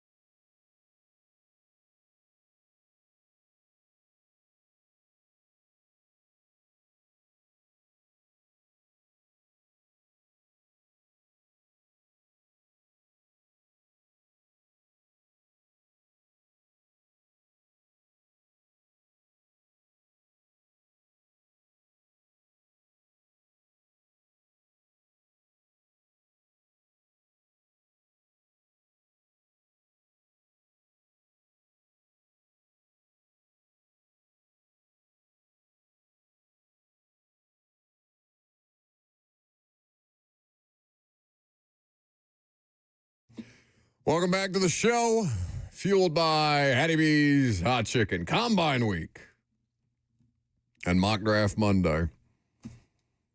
I have not been able to, nor will I try to get Robert to control his enthusiasm about the Combine. I do vehemently object to the idea of him ignoring the USA hockey game yesterday morning for the purposes of watching D'Angelo Pons, even though, hopefully he goes as a first-round pick. Yes, while you were watching something across the pond, I was more focused on the ponds here. And what Ponzi scheme I'm tired of are people just continually mocking the same people at the top of the draft. Give us a little mix-up. Well, that's exactly what NFL Network's Gennaro Felici. Do you know him? No. I've never heard of this dude before in my life. But he did give us a banger of a mock draft to start with. Vegas Raiders taking Fernando Mendoza. Yawn. We've already seen that. What do you want him to do there? Yeah, exactly. You want to take Ty Simpson? No, I 100%. Or a trade, maybe. Maybe they finagle the Jets like, oh, do you really want to wait? Come up and get the guy. Wait, quickly. Are you on the mock draft? Yes. You see this picture of Gennaro Felice? Yes, he looks like a very... Oh, my... Is he AI? It looks like if we made Lucas an AI writer. Oh, my gosh. He's not a real person. Editor at large. What does that mean? I have no idea. I'm looking him up now. I don't know, man. I'm giving him a follow, though. I'm giving him a follow. His picture on X right now is Randy from South Park playing Guitar Hero. So I will definitely give him a follow. But Gennaro goes on to say David Bailey at 2 to the Jets. I think that's the highest we've seen him mocked, or the highest that he could potentially go. Yeah, and that would be a stunner over Arvell Reese. The Cardinals not going Bain, but instead going Francis Maui-Noah, the offensive tackle out of Miami, which leaves the Tennessee Titans to select Jeremiah Love, Notre Dame running back. All right, so let's talk about this. Because there is a segment of the, and I don't know what percentage of the fan base. I try not to assign too much credence to people on Twitter. There's a lot of loud people on Twitter, or at least a few loud people on Twitter that are banging the drum for Jeremiah Love, who is, by the way, according to almost every draft analyst that I have heard or read or seen do breakdowns, Jeremiah Love is the most explosive offensive playmaker in this draft class. So, if I gave you, regardless of position, the opportunity to draft the most explosive offensive playmaker in this draft class at 4, you don't know whether it's a running back, a tight end, or a wide receiver, if I took the name off it and the position off it, but just gave you that descriptor, you would probably say yes to the Titans getting some kind of luck in the most explosive offensive playmaker falling to the 4th overall pick. Now, if I put on there, if I add the additional context of he's a running back, well, that dings him a little bit. For me, personally, I don't have a problem with teams drafting a running back in the top 5, okay? I want to say that because I think we've gotten to a point where regardless of team or draft position where people have this in their heads that you cannot take a running back 5th overall. Where did Genty go last year? 6. Okay. So let's say top 10. And the Raiders, that doesn't look like a good decision in retrospect because Genty had a terrible time. But it also ignores the context of what the Raiders ignored in drafting him. They weren't ready for him. Who had the best offensive line in the league last year? Indianapolis. Indianapolis doesn't need a running back. The Broncos. Okay, the Broncos are a good offensive line unit. And their best running back was J.K. Dobbins until he got hurt. Or he was their most efficient running back until he got hurt. So if I said that the Broncos, for some reason, were picking in the top 5 or the top 10, and they took Ashton Genty, well, yeah, that'd make a hell of a lot more sense because the Broncos have an offensive line unit and a quarterback and skill players and a defense. That means it's okay to splurge a little bit on a guy who's probably going to be good, and you can make him even better because the surroundings are that plus. The Raiders' offensive line, I would argue that 3 of those 5 dudes that started on that offensive line for the bulk of the year should not have been in the NFL, much less starting for a professional offensive line. That is the opposite of a professional offensive line. They were a nightmare unit. And I've covered bad Titans offensive lines before. I can identify the behavior and the lack of ability. That Raiders line was god-awful. Genty getting drafted into a situation with a god-awful offensive line unit and a guy, like they moved around the Jackson Powers Johnson kid for no reason. Was he Ohio State? Oregon. So they were playing some of the guys they drafted out of position. Didn't work the way that I guess they thought it was going to work. Chip Kelly gets fired halfway through the season. It's just a mess. The Raiders were not in a position to spend a premium pick on a position like running back. Now, the Titans' offensive line played better down the stretch. You could make a better case for the Titans spending a top 10 pick, and in this case 4, on a running back if you are going to get the same kind of offensive line play that you got in the final month of the season last year. But for the first 2 months of the season, they were terrible. I think that defense needs more help. I think that defense is essential in supporting Cam Ward. I think that what you have at running back is not so far gone that you can take Jeremiah Love. What are you going to do with you relegate Tony Pollard to a $9 million backup? No. Just going to not give Tajay Spears snaps? No. It doesn't make sense here. So I disagree with Jeremiah Love at 4, even as I acknowledge that Cam Ward at some point needs explosive offensive skill position players. If there was a wide receiver that was the same caliber of Jeremiah Love, I would be comfortable taking the wide receiver there. But to me, it's a conversation between edge and wide receiver. Running back would be not, it wouldn't even be a luxury pick. It would be an inefficiency on your roster. It just doesn't make sense. In theory, I agree with you. I'm with you wholeheartedly that they have much bigger targets on the board that they need to hit. But to play devil's advocate, every draft is not created the same. Mm-hmm. The value that you get in one draft is not equal to the value that you can get in another draft. Every number 4 overall pick are not created equal. I think he is far and away the best player in this draft.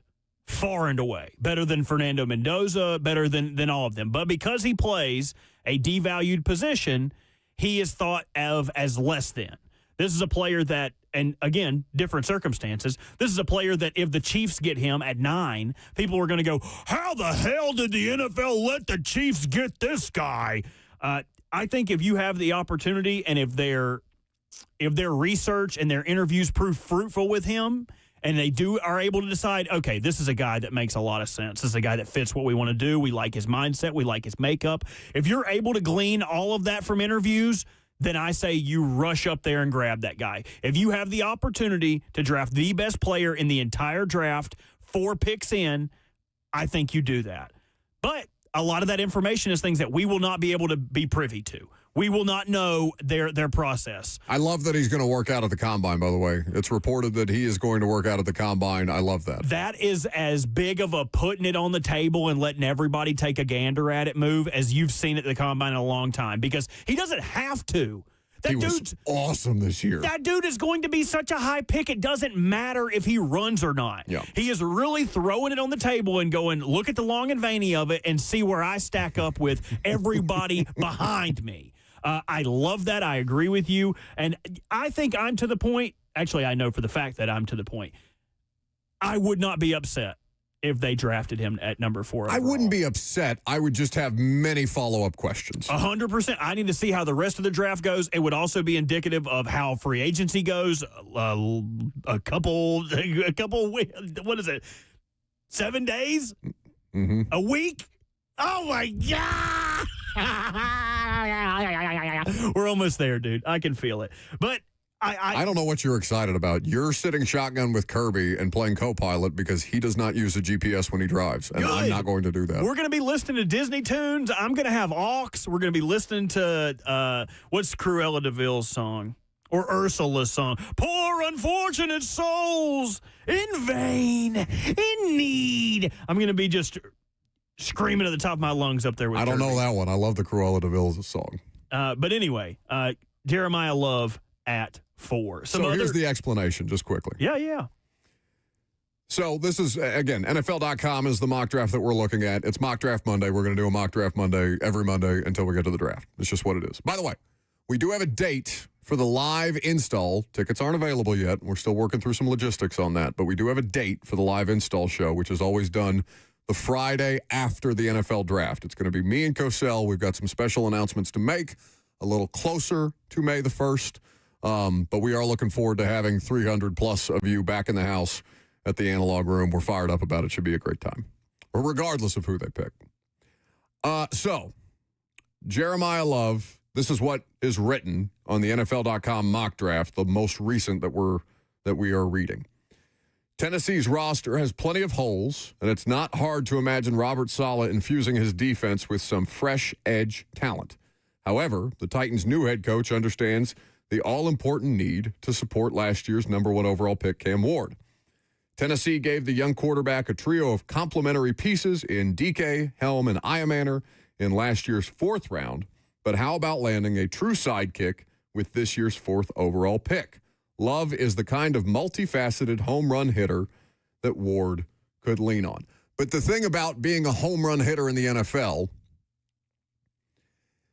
it's so much more reliant upon, one, blocking. Explosive plays in the run game are almost, I'm not going to say always, but a way higher percentage of the time because your defense is out of place, because somebody missed a gap, because something got blocked up in a way that the defense is in its detriment. If you get a lot of NFL players in the open space, they can break a long one, right?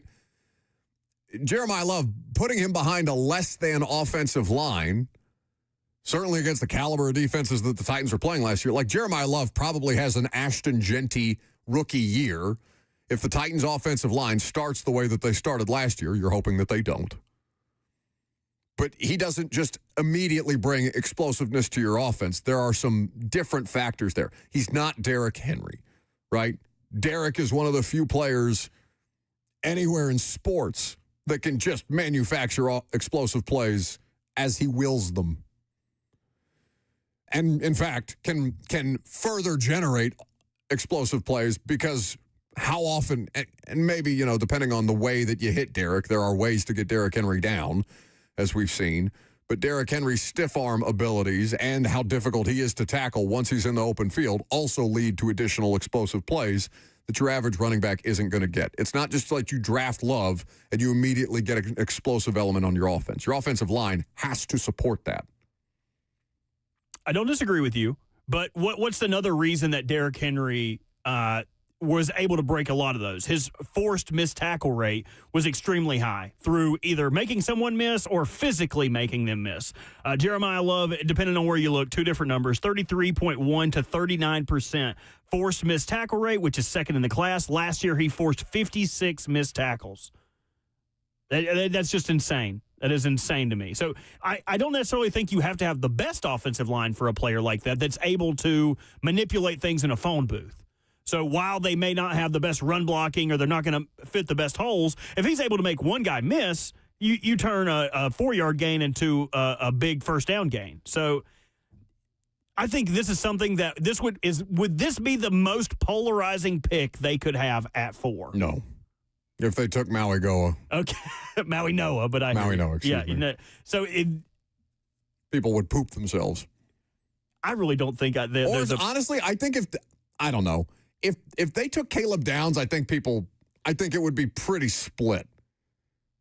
I don't think there's a pick they could make that I would hate without taking someone egregious. Oh no, but I'm saying from unless they went completely off the board from as the far as like the perspective? top. Yeah, from the fans' perspective, if they took an offensive tackle at 4 who is probably like it's a Zach Martin type of offensive tackle, right? Where he played tackle his entire career, but if he gets to the NFL and you slide him inside, that guy's a Pro Bowler minimum. Or like the Jonathan Ogden situation where he had to play guard his first year with the Ravens, but after the tackle spot opened up, he was moved out to left tackle. If they were to take Francis Mauigoa, I would imagine that would be something similar, where maybe he plays right guard as a rookie or wherever they need somebody to slide in at an injury, and then as soon as they're able to get out from underneath the left tackle's contract, they would just slide him out to left tackle. Or if J.C. Latham is poor, play him at right tackle and slide Latham into guard.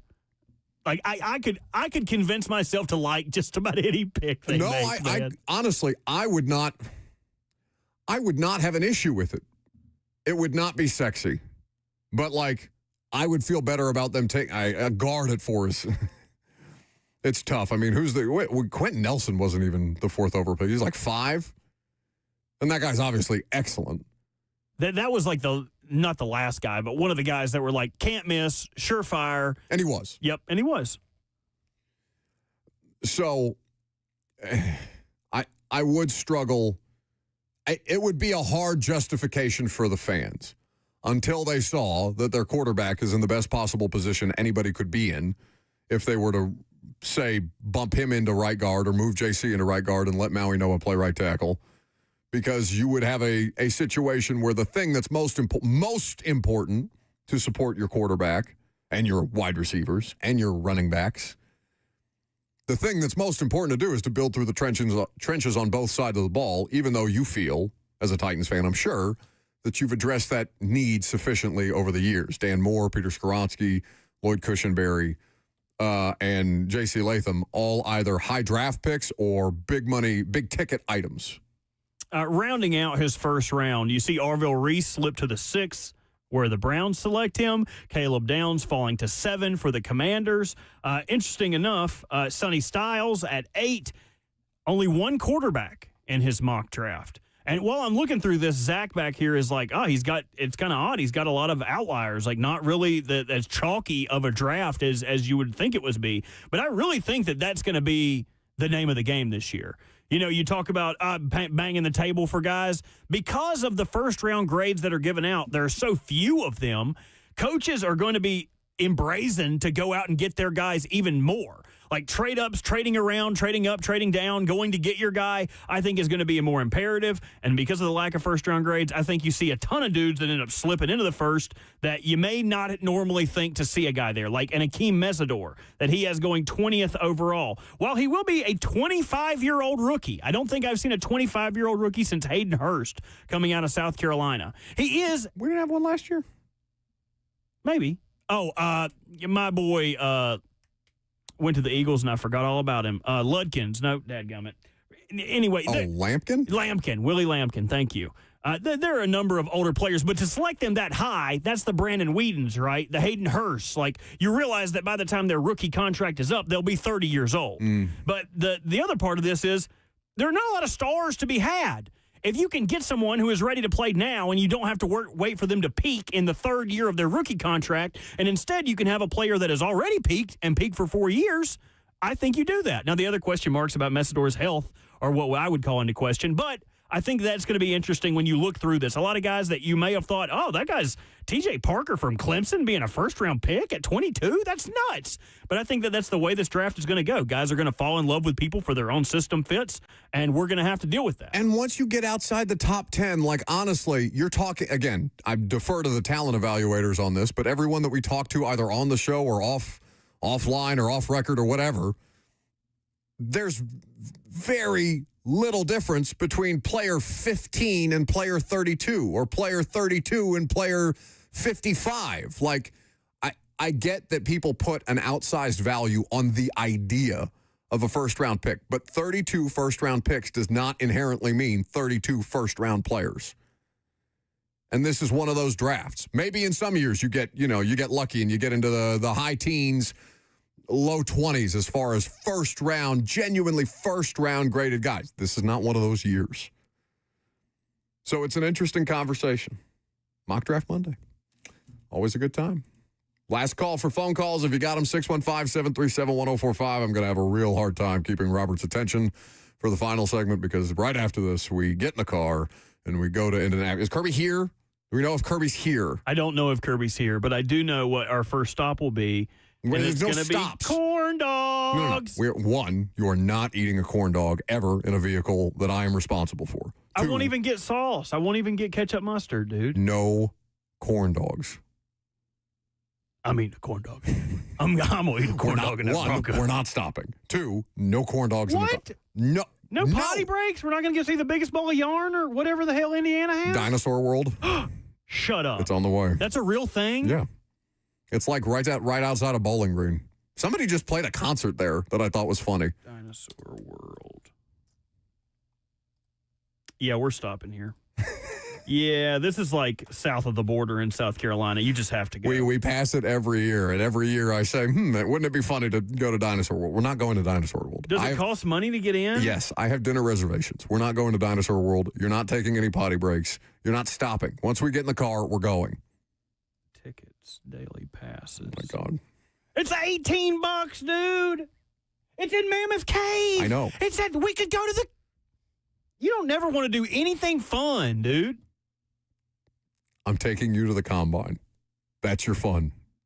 615-737-1045 is the number. Last call for phone calls on Buck Rising. It's 1045 The Zone.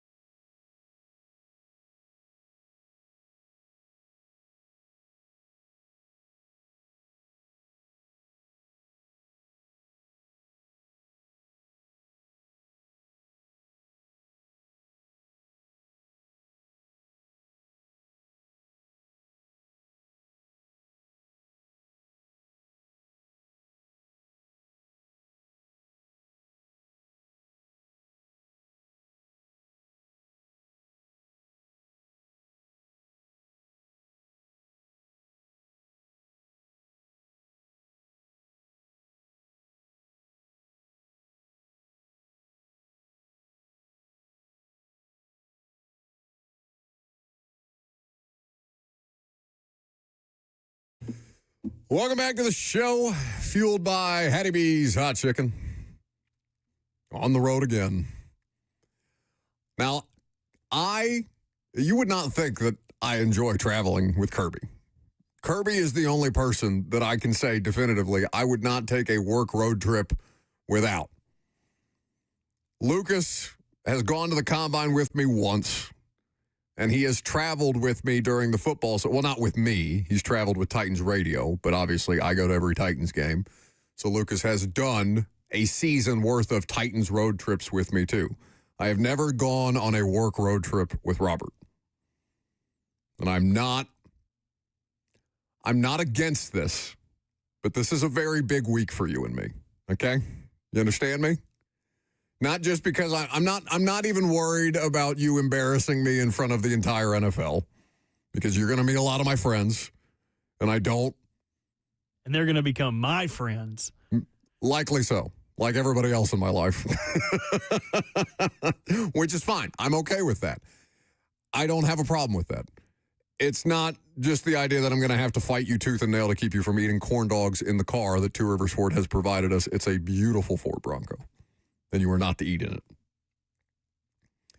It is the idea that you sleep eat, and that this is the first. I've never done an Airbnb before because I don't like living in the same space as people. It's not for me. The idea that the four of us are going to be in an Airbnb right by Lucas Oil Stadium and that you are a sleep eater, beyond all the other disgusting things about you, is probably going to be the biggest moment in our, I wouldn't say friendship, but relationship. Yeah, friendship. They're both ships. And consider and they can both sink very quickly. Well, consider Kirby and Lucas like the lighthouses. Oh, what light through yonder window break? And it will be me breaking through the window to try to get back to Lucas Oil to get the free shrimp cocktail that they'll be handing out while I'm asleep. But we will have other people around us to make sure that we're able to cohabitate and live a symbiotic relationship. You're lucky that I have people that I can go to if and when I get tired of the three of you. Oh, you're not going to get tired of us. You're not going to get tired of us. I'm so excited. Somebody said they're surprised I'm not flying to Indy. I didn't know. Will told me this is the first year that they're doing direct flights from Nashville to Indianapolis, which means I'm never driving to Indy again after this. So this is the last road trip? This is the last road trip proper that I am going to take. Indy is my limit, because Indy you can do in less than 4. Anything over 4 hours is a flight.